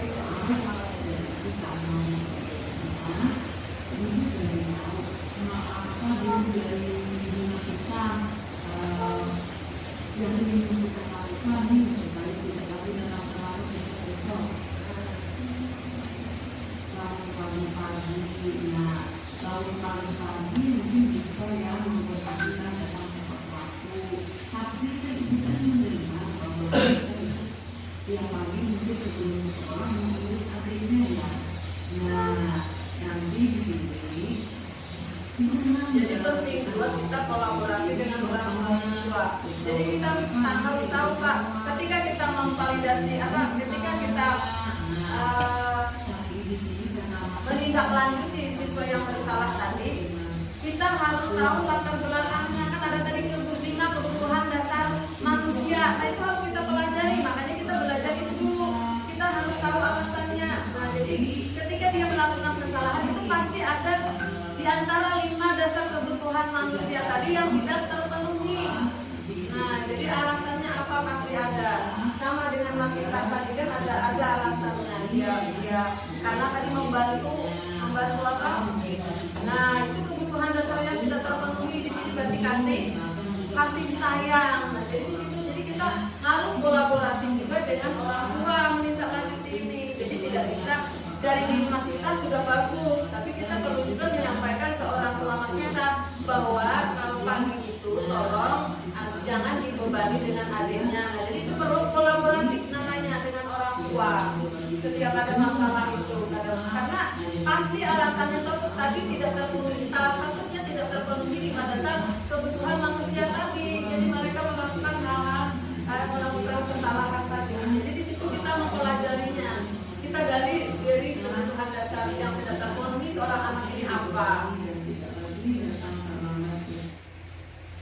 Terus lagi satunya Pauji.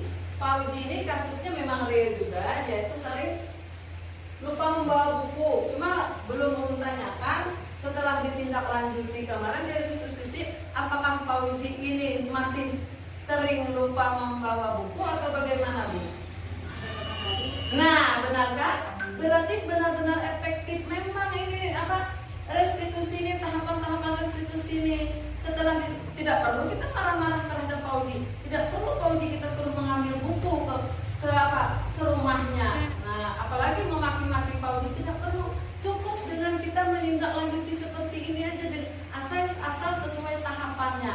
Nah, terbukti Pauji tidak lagi lupa membawa buku, padahal kata wali kelasnya paling sering sudah si Pauji itu sebelum direstitusi paling sering. Ini memang real ya kasusnya, memang kenyataan bahwa memang Pauji sering lupa membawa buku. Nah ini kita restitusi Pauji kemarin.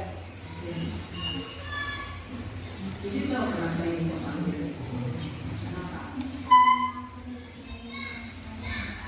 Nah, ibu dari sempat mengambil ini sampai ke sini karena saya mendengar laporan juga dari wali kelas ini juga beberapa pelajaran lain kalau ibu itu sering mendapat teguran karena sering kelupaan atau tidak membuat mata pelajaran. Nah, kalau boleh tahu ibu alasan ibu itu sering terlibat buku mata pelajaran tidak membawa buku itu seolah tidak membawa buku itu berapa?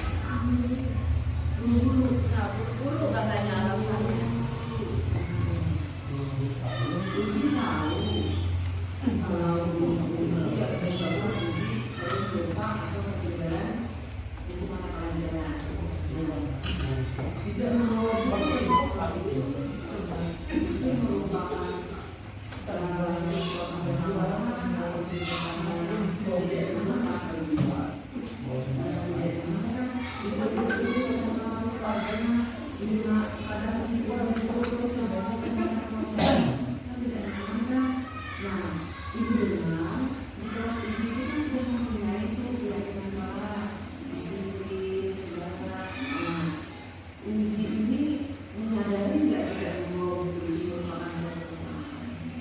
sudah sama menyadari. Nah, oke, jadi memang manusia itu tidak pernah hidup dari kesalahan, ya. Nah, jadi manusia itu tidak ada yang sempurna.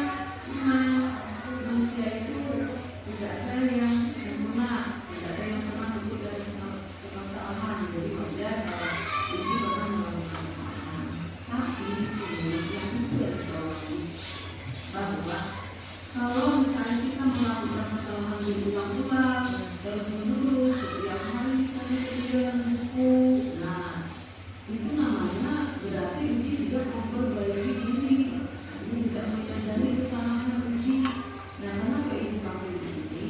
Ibu pengen mencari solusinya kita sama-sama kita supaya besok-besok ibu tidak ditegur terus sama wali kelasnya, tidak ditegur terus sama guru mata pelajarannya, dan supaya uji juga nyaman melakukan kegiatan pembelajaran ada bukunya. Nah, terus nih keyakinan kelas apa yang diuji rasakan, misalnya tidak membawa buku tuh, keyakinan kelas apa yang uji langgar? Uji berarti kan itu melanggar keyakinan kelas. Ya, apa yang dilanggar uji itu? Disiplin. Nah, berarti uji tahu kalau uji itu melanggar disiplin keyakinan kelas, ya. Tahu kan? Nah, uji bersedia mau memperbaikinya. Bersedia memperbaikinya. Nah, artinya besok jangan lagi dengan alasan yang sama. Nah, nanti kalau syukur alhamdulillah misalnya wali kelas uji sabar aja teruslah. Nah, takutnya nanti kalau wali kelas uji itu ada yang kurang sabar, misalnya menurut uji dengan kata-kata yang tidak nyaman bagi uji, kan takutnya seperti itu. Nah, jadi kedepannya anak uji sudah tahu nih itu suatu kesalahan, itu melanggar keyakinan kelas yang sudah disepakati. Nah, kedepannya bagaimana kira-kira uji ini mengatasi hal tersebut supaya uji ini kada ketinggalan lagi besok, supaya kada buru-buru nih, karena buru-buru kan uji ini sering lupa, sering ketinggalan bukunya. Nah, bagaimana cara uji ini memperbaiki diri untuk besok ke depannya? Apalagi tidak buru-buru lagi terus apalagi. Nah, masukkan buku dalam tas dari awal apalagi. Nah, biasanya wali kelasnya memberi jadwal, ada jadwal lah. Ada. Nah, biasanya kalau malam itu pilihan ujian. Nah, berarti apalagi tiap sebelum besok hari malamnya uji itu harusnya belajar jadwal pelajaran itu dilihat lagi kembali. Terus kalau sudah tahu jadwal pelajarannya ini masukkan dalam tas, bersedia seperti itu. Oke, berarti uji kedepannya supaya tidak lagi ketinggalan di mata pelajarannya, hal yang uji lakukan apa tadi? Dia uji mengecek jadwal pelajaran, terus apalagi memasukkan buku dalam tas. Nah, supaya uji kada buru-buru besok harinya. Nah, selain itu, ibu senang mendengar uji mau memperbaiki diri, artinya mau berusaha agar besok tidak ketinggalan lagi buku mata pelajaran. Nah, selain itu juga nanti hari ini ibu akan sampaikan ke orang tua uji. Nah, wali murid uji lah di rumah, supaya membantu uji agar setiap hari tidak ketinggalan buku. Nanti ibu akan menyampaikan dengan orang tua uji supaya membantu uji selain uji sendiri berusaha. Terima kasih. Silakan kembali ke kelas. Jadi Bapak Ibu lah kesimpulannya, kita melakukan disiplin cuma beberapa menit saja, bukan hal yang susah. Berapa menit itu? Coba durasinya berapa, Bu? Karena ini cuma 5 menit kita sudah bisa merubah siswa menjadi lebih baik. Jadi luar biasa dampaknya restitusi ini jika kita memang melakukan tahapan-tahapannya tadi sesuai dengan 3 tahapan restitusi tadi. Dalam waktu 5 menit kita bisa merubah siswa menjadi lebih baik besok harinya, tidak mulai kesalahan yang sama lagi. Daripada pian keciak-keciak tiap hari di dalam kelas, besoknya tetap melakukan hal yang sama. Tiap hari pian marah-marah kepada siswa pian, tapi besoknya dia tetap melakukan yang sama. Berarti itulah yang kita rubah, budaya positif yang artinya memang dampaknya luar biasa positif, dan dampaknya ke kita juga, kita kan tidak perlu emosi cuma ngomong seperti itu. Apa sih susahnya kita ngomong begitu aja daripada pian kancang urat bermarah mama-mama, dan itu dampaknya ke psikolog anak juga, kejiwaan mereka dimarah-marah itu sama. Nah jadi budaya positif ini Bapak Ibu lah bukan hanya ibarat itu ilmu yang kita dapatkan namun kita terapkan kepada siswa saja, tidak, tapi juga kita perlu menerapkannya yang sangat penting itu kepada anak kita. Yang coba aja ke anak-anak yang di rumah. Nah jadi kalau kita teriak-teriak memarahinya sampai jungkir balik, jualnya adalah maasi, karena maasi itulah pola-pola asuh kita yang kita rubah. Nah kita rubah dengan cara seperti ini. Buktinya Pauji terbukti dia tidak lagi ketinggalan buku pelajaran dengan seperti ini tadi, dengan penanganan segitiga restitusi. Nah jadi bisa jadi nanti Bapak Ibu terapkan juga kepada anak-anak di rumah yang pernah melakukan kesalahan, coba tes. Tapi anak-anak ibu di rumah itu sudah mempunyai keyakinan bersama. Artinya Bapak Ibu itu sudah mempunyai kesepakatan dengan anak. Ayo, misalnya kesepakatan apa? Misalnya tidak boleh saat makan memegang HP. Artinya keyakinan yang Bapak Ibu buat dengan anak. Ketika anak itu melanggar, kita tinggal mengembalikan aja. Nah, tinggal kita tangani dengan segitiga restitusi. Kita sampaikan kembali keyakinan-keyakinan yang sudah dia sepakati dengan anak tersebut. Nah, biar coba aja, pasti dampaknya itu terasa. Belum yakin daripada kita sudah sering kan, artinya ya siswa kita yang melanggar ini ya kita hukum mau WC kah apa ya kan tetap aja. Nah jadi ternyata bukan hal itu yang mereka inginkan. Ingat, ketika anak melakukan kesalahan berarti ada salah satu 5 dasar kebutuhan manusia yang tidak terpenuhi. Itu dulu yang kita pelajari. Nah di situ agar kita menjadi anak kita baik, kita pun baik. Di situ tidak ada yang kalah menang, tidak ada, tapi sama-sama menang. Ada lagi yang ditanyakan, yang masih kurang paham, yang kurang jelas, ada lagi? Sudah paham aja semua. Kalau ada unek-unek masih mengganjal, mungkin bisa aja kita sini dicari solusinya, kita pecahkan di sini bersama-sama. Mumpung di sini kita pas di forum ini kan diskusi lah, sekalian diskusi. Nah jadi jangan masalah itu ditanggung sendiri, jangan disimpan sendiri. Nanti akhirnya mal pelampiasannya ke siswa dimarah-marahi, dikata-katai kasar, dikata-katai yang tidak patut disampaikan oleh si guru. Ingat, posisi kita di sini pendidik. Nah, pendidik itu adalah tugas kita, kewajiban kita itu dulu di buku dan ditiru, dicontoh. Nah, jadi jangan sampai hal-hal yang negatif, yang tidak baik itu keluar dari mulut Bapak Ibu. Jadi usahakan ketika kita pengen mengucapkan sesuatu itu hal yang positif. Jika tidak bisa mengeluarkan kata-kata yang positif, lebih baik diam. Itu aja prinsip, 2 aja prinsip. Artinya ketika kita ingin mengatakan sesuatu berarti yang kita katakan positif. Kalau kita tidak bisa menyampaikan sesuatu yang positif, lebih baik diam. Itu aja. Nah, jangan sampai kata-kata kita ini yang keluar ini adalah merugikan orang lain. Jangan sampai yang kita sampaikan kepada siswa merugikan anak-anak kita, kejiwaannya. Nah, itu aja, benar-benar kita di sini sebagai guru yang bisa dicontoh di buku dan ditiru.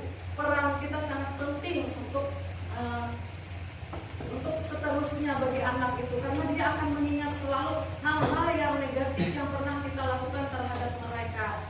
Nah, mungkin Bapak Ibu pernah di posisi sebagai murid dahulu. Nah, bagaimana perlakuan guru yang pernah Bapak terima, mungkin ada hal yang kurang baik atau negatif, pasti Bapak Ibu ingat masih sampai sekarang. Nah, jangan sampai kita juga menorehkan sejarah kepada siswa-siswi kita, menorehkan sejarah yang kurang baik kepada mereka.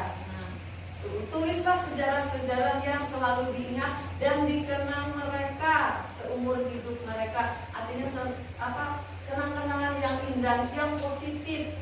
yang membawa mereka untuk maju. Nah, karena ibu bapak kemarin saya bisa begini. Nah, hal-hal yang selalu diingat anak. Nah, itu tujuannya sekarang. Nah, kalau tidak ada lagi yang ditanyakan atau yang mengganjal, ini saya simpulkan budaya positif ini tadi dari awal sampai akhir artinya jika sesuatu anak melakukan kesalahan itu berarti ada 5 kebutuhan dasar yang tidak terpenuhi. Dan kedua yaitu posisi kontrol kita sebagai guru, bagaimana kita memposisikan kita di posisi manajer. Nah, jangan sampai kita kayak guru di masa lalu mungkin Bapak Ibu sering menerima hukuman waktu sekolah. Pernah nggak menerima hukuman? Nah, pernah kan? Jadi yang kalau pernah menerima hukuman janganlah kita terapkan juga kepada siswa-siswi kita yang akan datang ini. Artinya karena kita dulu pernah dihukum guru, artinya kita kayak itu juga lawan murid. Nah, janganlah seperti itu.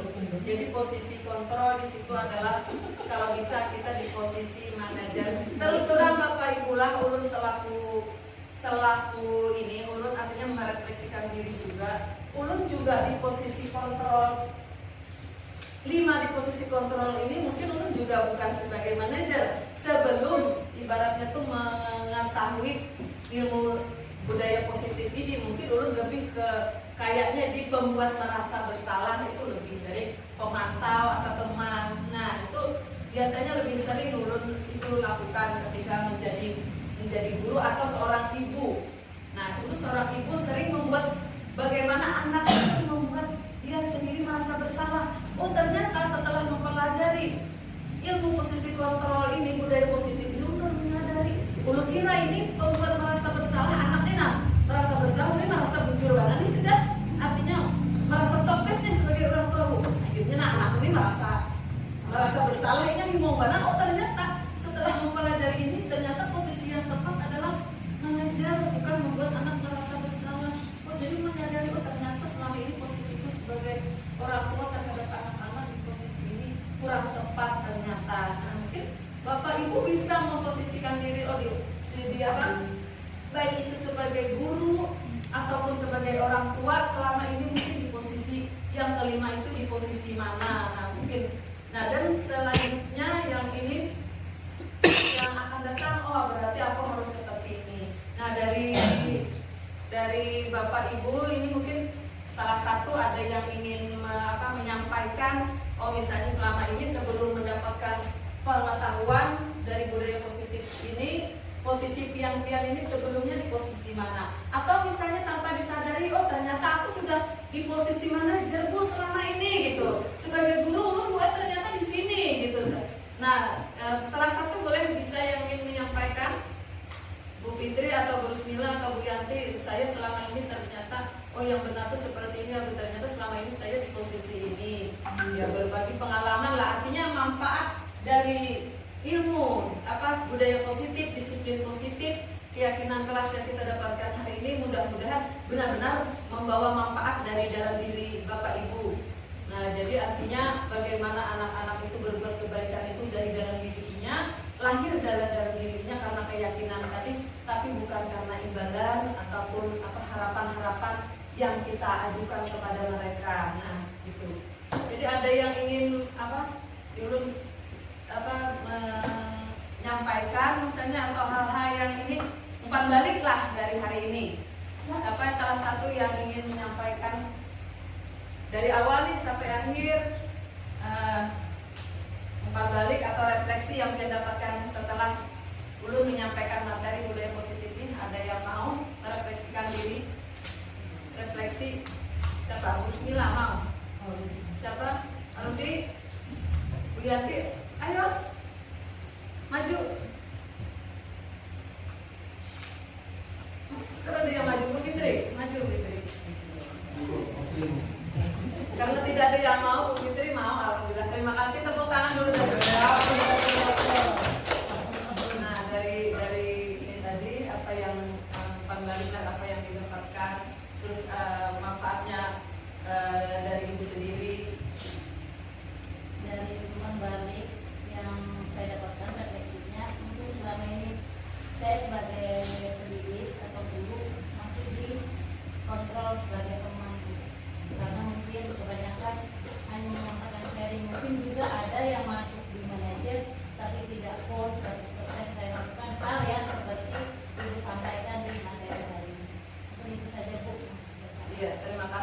tangan dulu.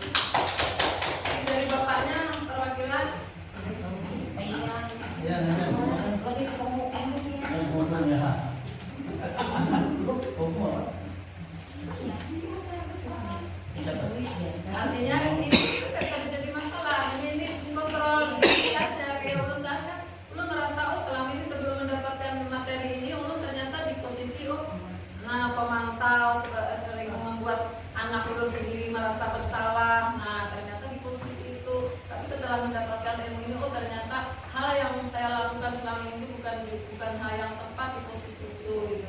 Jadi kita sama-sama di sini berusaha menerapkan penanganan segitiga restitusi, yaitu posisi kita di posisi manajer. Ada yang lain lagi? Bu Rusmila, Bu Yanti dulu, Bu Yanti perwakilan guru mata pelajaran, silakan. Kan dari guru kelas sudah, jadi guru mata pelajaran. Assalamualaikum warahmatullahi wabarakatuh. Waalaikumsalam warahmatullahi wabarakatuh. Dari pembantuannya, saya sebagai guru mata pelajaran, saya lebih ke kontrol merasa bersalah. Posisi. Posisi. Nah, artinya sebelum ini artinya mengetahui posisi kita di mana. Nah, artinya sering memposisikan anak itu merasa bersalah. Nah, berarti kurang lebih saya dulu seperti itu juga. Nah, artinya setelah mendapatkan ilmu ini, oh ternyata posisi itu bukan hal yang tepat ternyata. Nah, jadi posisi kita yang akan datang kita tempatkan di posisi manajer. Ya, terima kasih Bu. Ada lagi yang mau menyimpulkan? Siapa yang mau menyimpulkan pembelajaran kita hari ini dari awal sampai akhir? Ibu Darmawati, silakan menyimpulkan. Ayo Bu, maju. Kesimpulan aja yang mau sampaikan dari awal sampai akhir. Kesimpulannya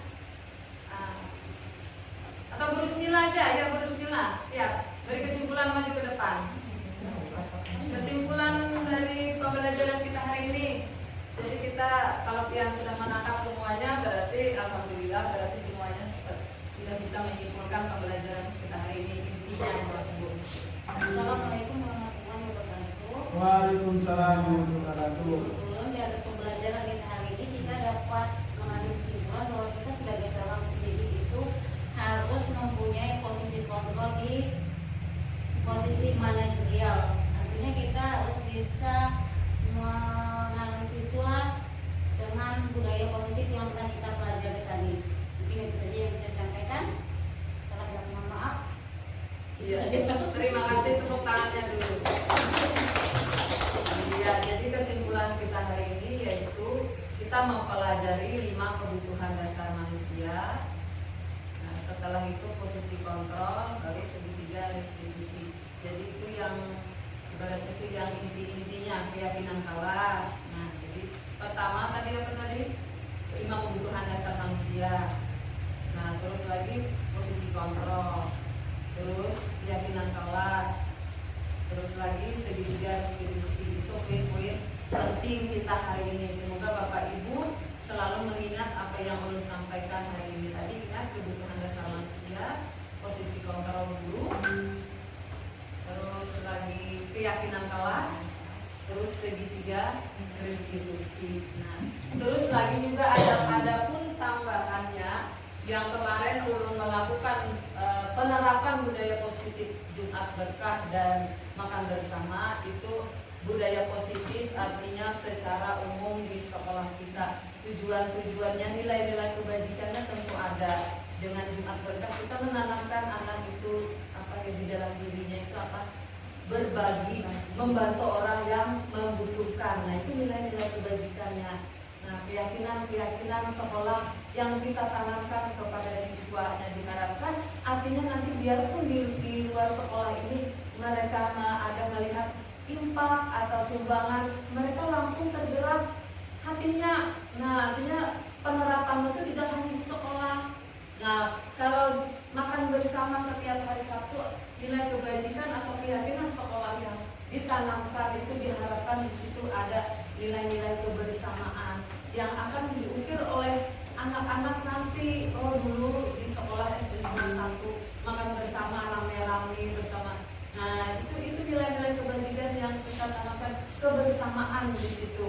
Nah, jadi nilai-nilai kebersamaan. Jadi semakin memupuk tali persaudaraan antara satu dengan yang lain. Nah, supaya nilai-nilai kebersamaan mereka semakin eratlah persaudaraan. Nah, jadi itu tujuan-tujuan keyakinan sekolah ataupun nilai-nilai kebajikan yang pengen ditanamkan di sekolah kita.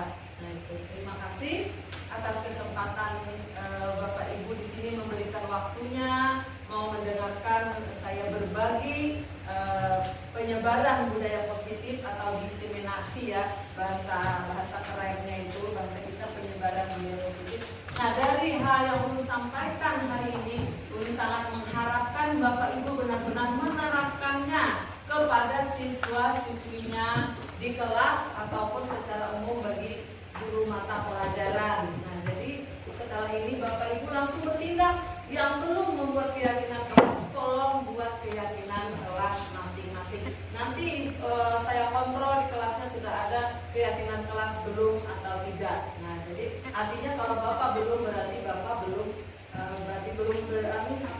belum melakukan aksi nyata dari ilmu yang didapatkan hari ini. Jadi dari ilmu yang didapatkan hari ini Bapak Ibu melakukan aksi nyata, yaitu membuat keyakinan kelas di kelasnya masing-masing. Terus lagi ibaratnya tuh jika ada muridnya bermasalah atau permasalahan, tolong ditangani dengan segitiga restitusi. Menarik sekali loh Bu, Bapak, ketika kita melakukan hal-hal seperti itu cuma butuh 5 atau 10 menit, kita tahu apa-apa yang mendasar anak-anak melakukan itu pasti punya alasan. Nah, menarik sekali, dan apa dampaknya benar-benar besok harinya dia tidak melakukan hal yang sama, itu sungguh luar biasa ya. Terima kasih. Belum akhiri jika ada kesalahan atau penghilafan. Wabillahi taufiq wal hidayah. Assalamualaikum warahmatullahi wabarakatuh. Waalaikumsalam warahmatullahi wabarakatuh. Ibu pengennya kita membuat namanya kesepakatan kelas. Kesepakatan itu nanti kalian yakini untuk dipatuhi sehingga menjadi keyakinan kelas. Nah, Ibu pengen membuat kesepakatan bersama kalian untuk dijadikan keyakinan kelas kita bersama. Artinya di sini bukan Ibu yang menentukan sendiri ya. Artinya Ibu pengen mengajak kalian, namanya kesepakatan itu berarti persetujuan kedua belah pihak, ya tidak?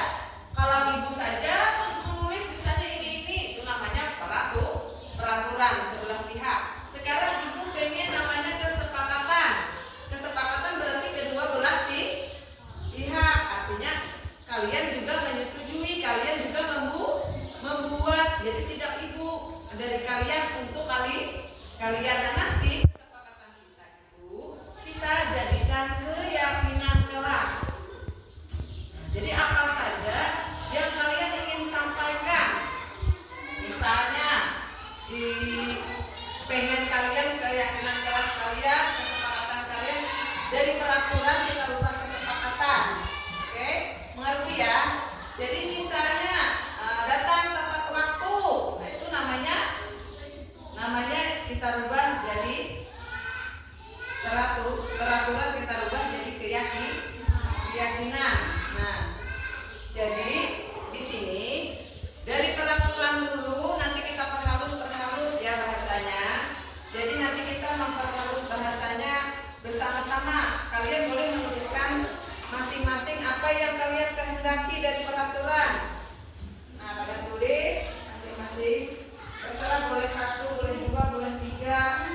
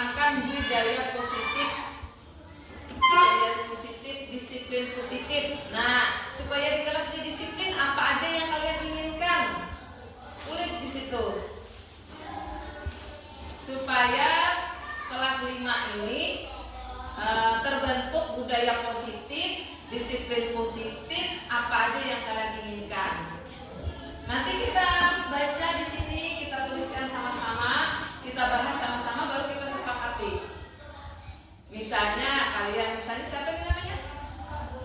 Agung. Hadir tepat waktu, jar Agung. Tulis aja.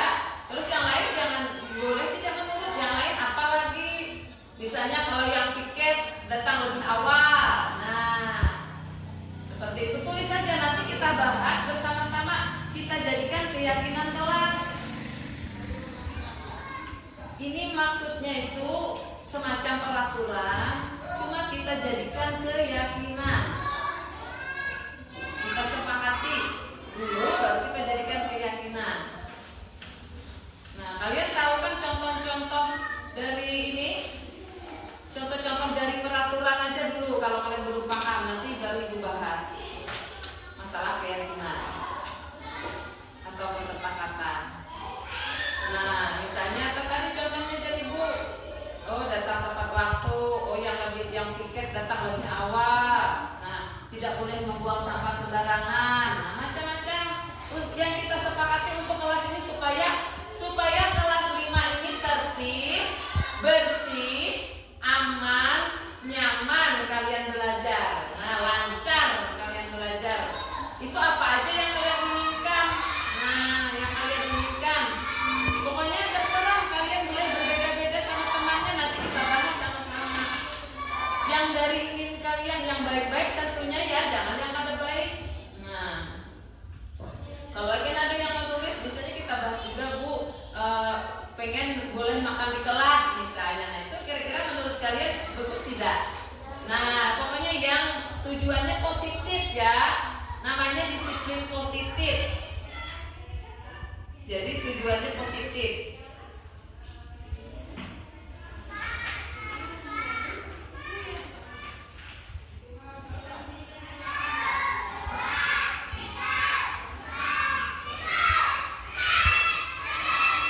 Boleh lebih satu orang, lebih satu boleh. Misalnya ada 2, 3, pengennya misalnya itu tadi apa?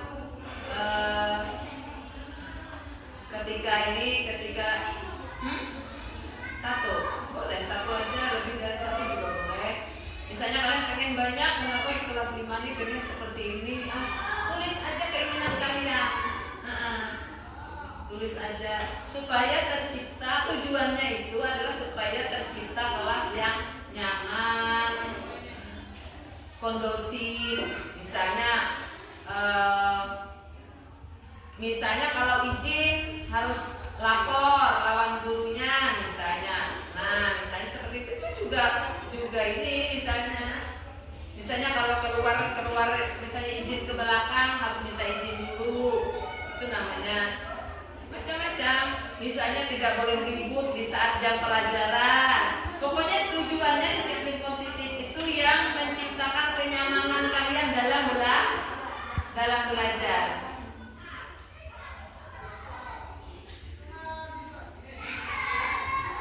Sudah. Kalau sudah tempel. Bagi yang sudah silakan tempel. Nanti kita bacakan.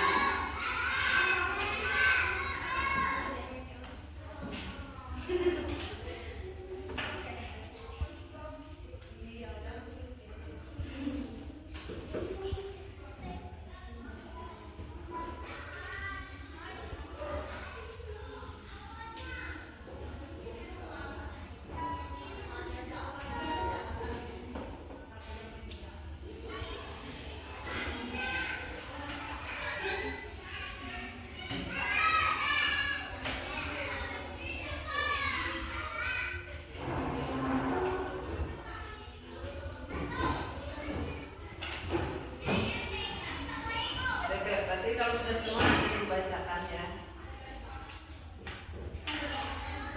Sudah semua berarti. Masih ada yang belum? Masih ada. Kita orang 7 ya. Oh ya, satu lagi. Oke, terima kasih. Ibu bacakan keyakinan yang harus. Jadi keinginan kalian ini kita jadikan keyakinan kelas.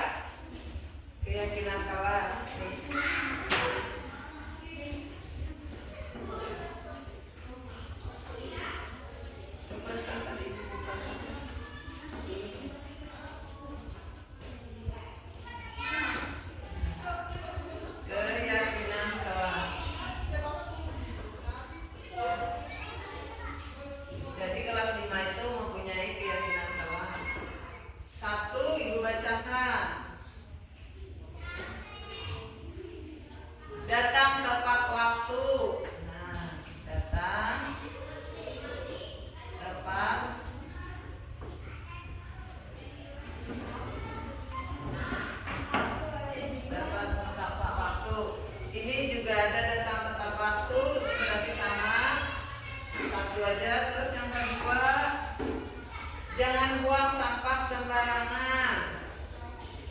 Nah, jangan buang sampah sembarangan. Jangan buang sampah sembarangan.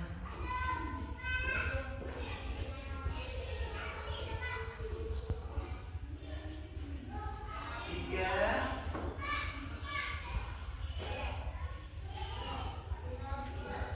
tidak boleh keluar kelas jika belajar.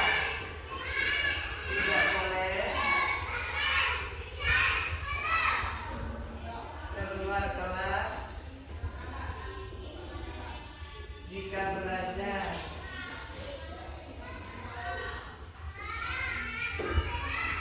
Nomor 4, ini datang tepat waktu berarti juga sama, cukup kesini aja. Tidak boleh makan di kelas. Tidak boleh makan di kelas. Tidak boleh makan di kelas.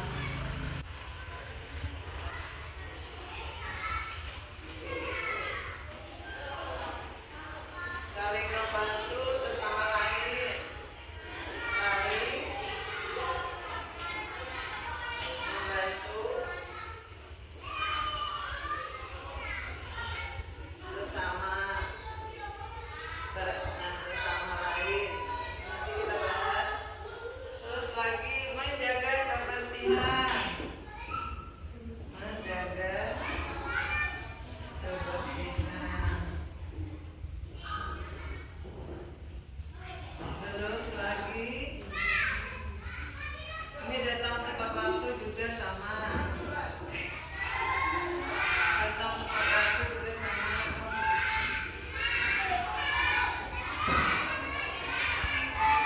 Membuang sampah pada tempatnya. Nah, membuang sampah pada tempatnya. Membuang sampah pada tempatnya.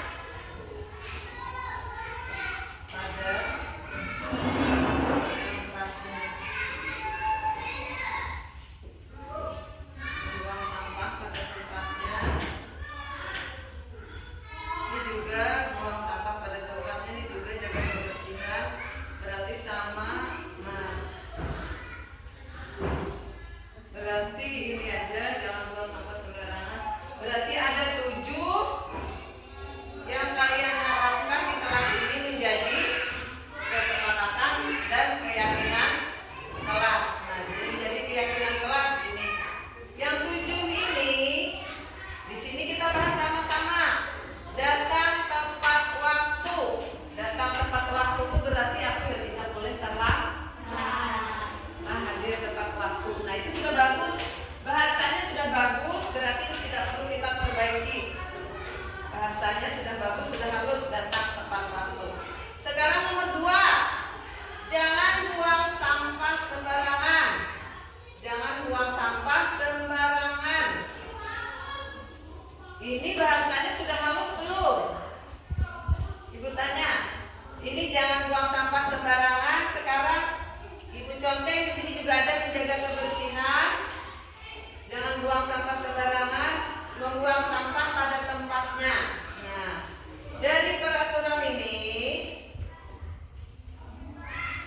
dari keyakinan-keyakinan ini yang kalian lakukan ini, sekarang kita persempit. Maksudnya itu yang mana sama-sama. Ini kan ada 7 nih, kemungkinan nanti bisa aja peraturan keyakinan ini tidak lagi dapat 7, mungkin dapat 5 atau dapat 3. Yang mana sama kita jadikan satu. Jangan buang sampah sembarangan. Menjaga kebersihan, membuang sampah pada tempatnya. Dari ketiga ini yang mana kita ambil salah satunya? Yang bagus yang mana kata-katanya coba?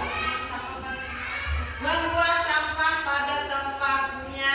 Iya, berarti yang ini yang kita ambil. Berarti jangan ini tidak usah, karena ini ada jangan ini.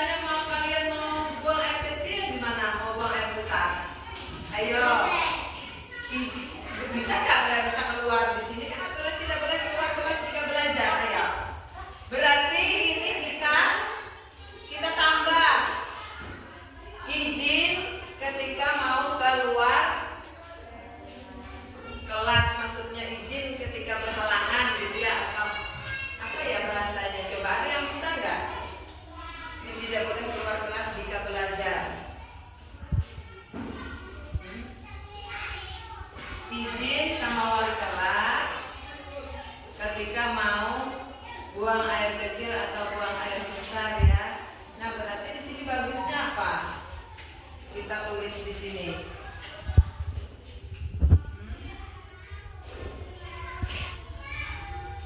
Izin aja ya kita tulis ini. Nah, izin ketika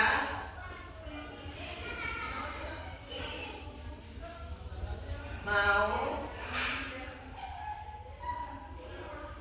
keluar kelas. Nah, gitu aja lah.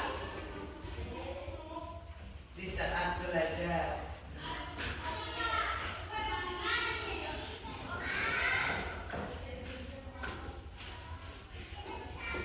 Terus tidak boleh makan di kelas. Nah, ini bagus, cuma kata-katanya supaya jangan ada tidak itu seperti apa ya?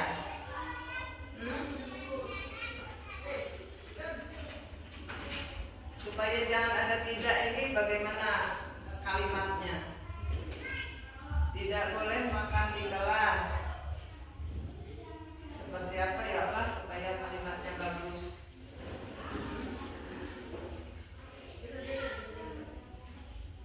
Nah, kita ganti makan di saat istirahat. Makan di saat jam istirahat. Nah, jadi boleh makan di saat jam istirahat. Nah, seperti itu ya, boleh makan di saat jam istirahat. Nah, ini berarti tidaknya tidak usah kita hilangkan. Saling membantu sesama lain. Nah, maksudnya ini saling membantu sesama teman. Nah, saling membantu sesama teman. Nah, berarti ini aja lah, ini aja yang disepakati. Ada lagi tambahan. Misalnya kalian pengen apa ya? Bekerja sama di saat aktif di dalam kelompok, misalnya aktif di dalam belajar. Nah, jadi bisa dituliskan di sini kesepakatannya.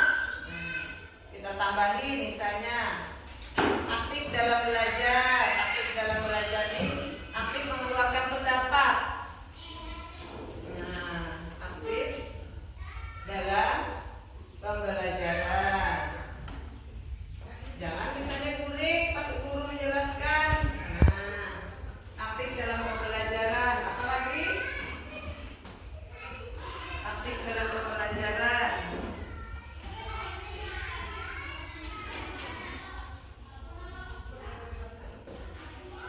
Terus tidak ribut di dalam kelas, bahasanya apa? Supaya halus gitu. Nah, tidak ribut di dalam kelas itu apa halus gitu. Supaya jangan ada tidaknya. Apa?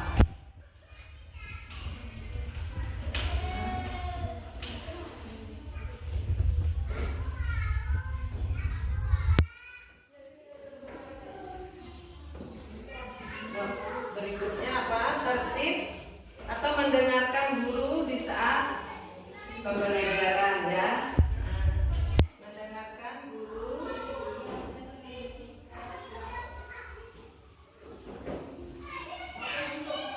saat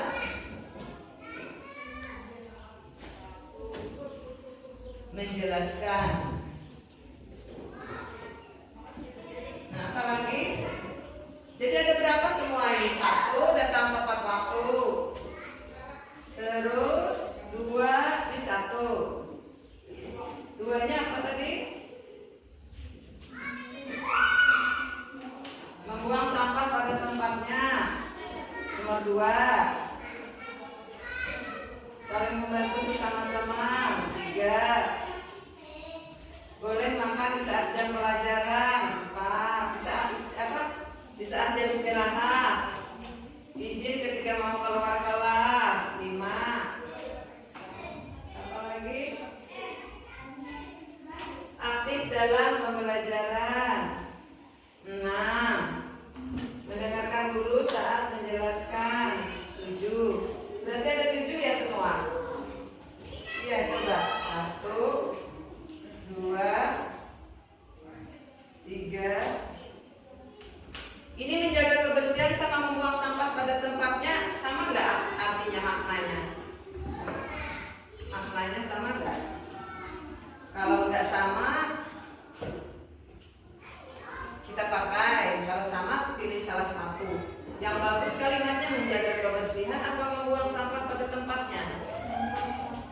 sama pada tempatnya. Ya udah, berarti ini sudah kita sepakati ya. Kita ambil. Nah, saling membantu, saling menghormati, saling menghargai, saling menghormati dan menghargai. Artinya saling menghormati dan menghargai kada boleh menyakiti kawannya. Aku orang kada boleh membuli. Nah, saling menghormati dan menghargai. Nah, ini penting sekali nih. Biasanya anak-anak itu ketujuh menyambati kawan-kawannya. Nah, jadi bila ada yang ini, keyakinan kelas kita ini, kita sepakati bersama untuk diterapkan di dalam kelas kita. Jadi bila kalian ada yang tidak sesuai dengan keyakinan kelas yang sudah kita sepakati, berarti kalian melanggar keyakinan kelas. Nah, kira-kira kalau salah satu dari kalian melanggar keyakinan kelas, apa ya Allah, sebaiknya apa yang harus kalian lakukan? Apa? Memperbaiki diri lah. Jika melakukan kesalahan, minta maaf dan bertanggung jawab. Paham? Nah, dari sini sudah terbentuk beberapa keyakinan kelas kita, yaitu ada 8 semuanya ya. Ada 8 keyakinan kelas yang kita sepakati hari ini. Nanti kita buat di papan seperti itu ya. Kita tulis ini keyakinan ini semuanya. Kita buat ini Bu foto ya. Nanti kita buat di kelas. Jadi ini harapannya keyakinan kelas ini dapat menciptakan suasana, dapat menciptakan kelas kita, pembelajaran kita agar kondusif, berjalan lancar. Nah, oke. Nanti kita bikin, kita tempel di dinding. Jadi ingat, oh ini kesepakatanku kemarin aku tidak boleh buang sampah sembarangan. Jadi kelasnya selalu misalnya ada kalian datang terlambat, oh aku kemarin sudah sepakat datang tepat waktu, berarti kalian tidak boleh datang terlambat. Oke, karena ini kesepakatan kita bersama. Ini kesepakatan kalian yang membuat, kalian yang membuat, kalian yang menginginkan. Berarti kalian harus bertanggung jawab, bersedia kita menerapkan disiplin positif sesuai keyakinan kelas kita. Oke, ingat ya, keyakinan kelas kita ini nanti kita tempel di dinding.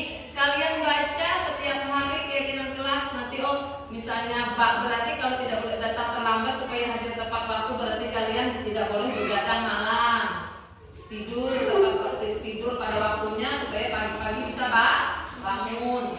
Ingat setelah makan jajan, oh iya, tidak boleh buang sampah sembarangan. Nah, berarti ada tong sampah, buangnya ke tong sampah berarti. Nah, membuang sampah pada tempatnya namanya lah. Nah, terus misalnya ada teman minta tolong. Nah, kalian ingat, oh ya, aku membuat keyakinan kemarin saling membantu sesama teman. Nah, berarti kalian buat keyakinan itu. Terus saling, misalnya ada teman yang membuli kalian, mengatai macam-macam. Ingat keyakinan kelas kita apa? Saling menghormati dan menghargai. Berarti tidak boleh ada yang membuli. Bila ada berarti telah melanggar keyakinan kelas. Jadi kalian ingat keyakinan kelas yang kita sepakati inilah. Nanti ditulis di dinding, nanti besar. Nanti untuk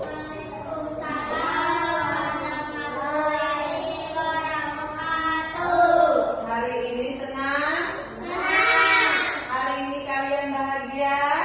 Sudah sarapan belum? Pastikan sudah sarapan ya. Ibu tanya hari ini hari apa? Jumat. Pernah kalian mendengar Jumat berkah? Pernah mendengar Jumat berbagi?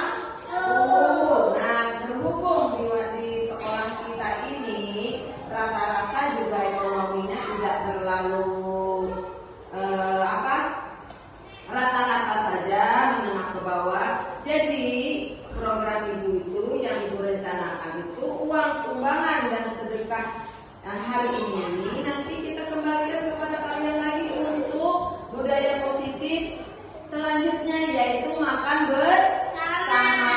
Nah, jadi hari ini hari Jumat, supaya kita mendapatkan apa tadi kalau kita menyumbang ya? Iya, dapat pahala. Kalau kita dapat pahala kita bisa? Iya, pintar. Kalau kita mendapat pahala kita bisa masuk surga. Yang penting tadi kalau menyumbang dengan hati yang apa ya? Hati yang ikhlas, hati yang ridho. Nah, kalau kita ikhlas tadi mendapatkan pahala. Pintar. Nah, hari ini kita mulai ya. Tapi di sini namanya sumbangan itu sukarela. Namanya sedekah itu tidak dipatok lah. Artinya sukarela, berapapun kalian bawa, misalnya 1.000 juga boleh, 500 juga boleh. Yang jangan dipaksakan, jangan terlihat aku pengen banyak menyumbang. Kasihan nanti, sesuaikan dengan ada uang kalian aja ya. Jangan gengsi nanti sama temannya harus banyak nyumbang, jangan. Kasihan nanti ya orang tuanya. Jadi namanya menyumbang tuh seikhlasnya, semampunya lah. Tidak ada namanya paksaan tuh, tidak ada. Nanti gak dapat pahala nanti malah. Kalau pamer-pamer juga nanti nggak ikhlas namanya, nanti gak dapat pahala. Ya, kita mulai ya. Dapat dulu nyumbang. Wah, banyak dapat. Makasih Bapak. Terima kasih. Terima kasih. Terima kasih. Nah, ini untuk siswa kelas 1. Sekarang terima kasih diucapkan untuk siswa kelas 1 atas sumbangannya hari ini, sedekah Jumat berkah. Semoga Allah membalas dan kalian akan mendapatkan pahala ya. Amin amin ya rabbil alamin. Mati.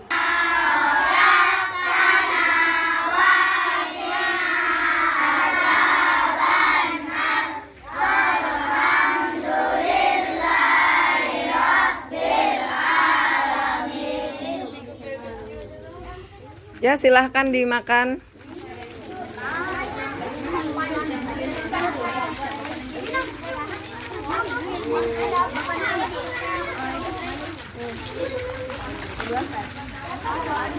Ikan.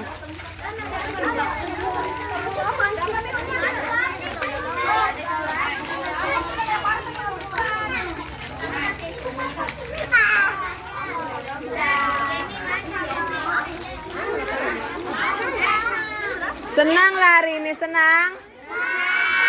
Kenapa jadi senang? Karena makan bersama. Ada yang mau sambal?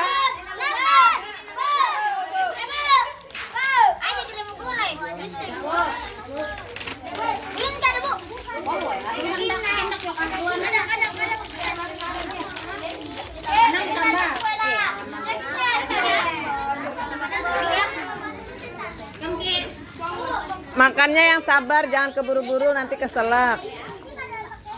Yang sabar aja makannya lah. Dapat kenapa nggak dimakan mihunnya? Siapa lagi mau sambal? Nggak suka mihun? Oh, dia nggak suka mihun. Nanti berarti buat mamanya berarti. Hebat lo Dapat hari ini. Memimpin doa, coba lihat. Nah, yang dipimpin kelas 2, 3, 4, 5, 6. Ayo, Dapat kelas 1. Hebat. Nah, itu anak hebat, anak pemberani. Memimpin doa dari kelas 1 sampai kelas 6. Padahal Dapat baru kelas 1. Nah.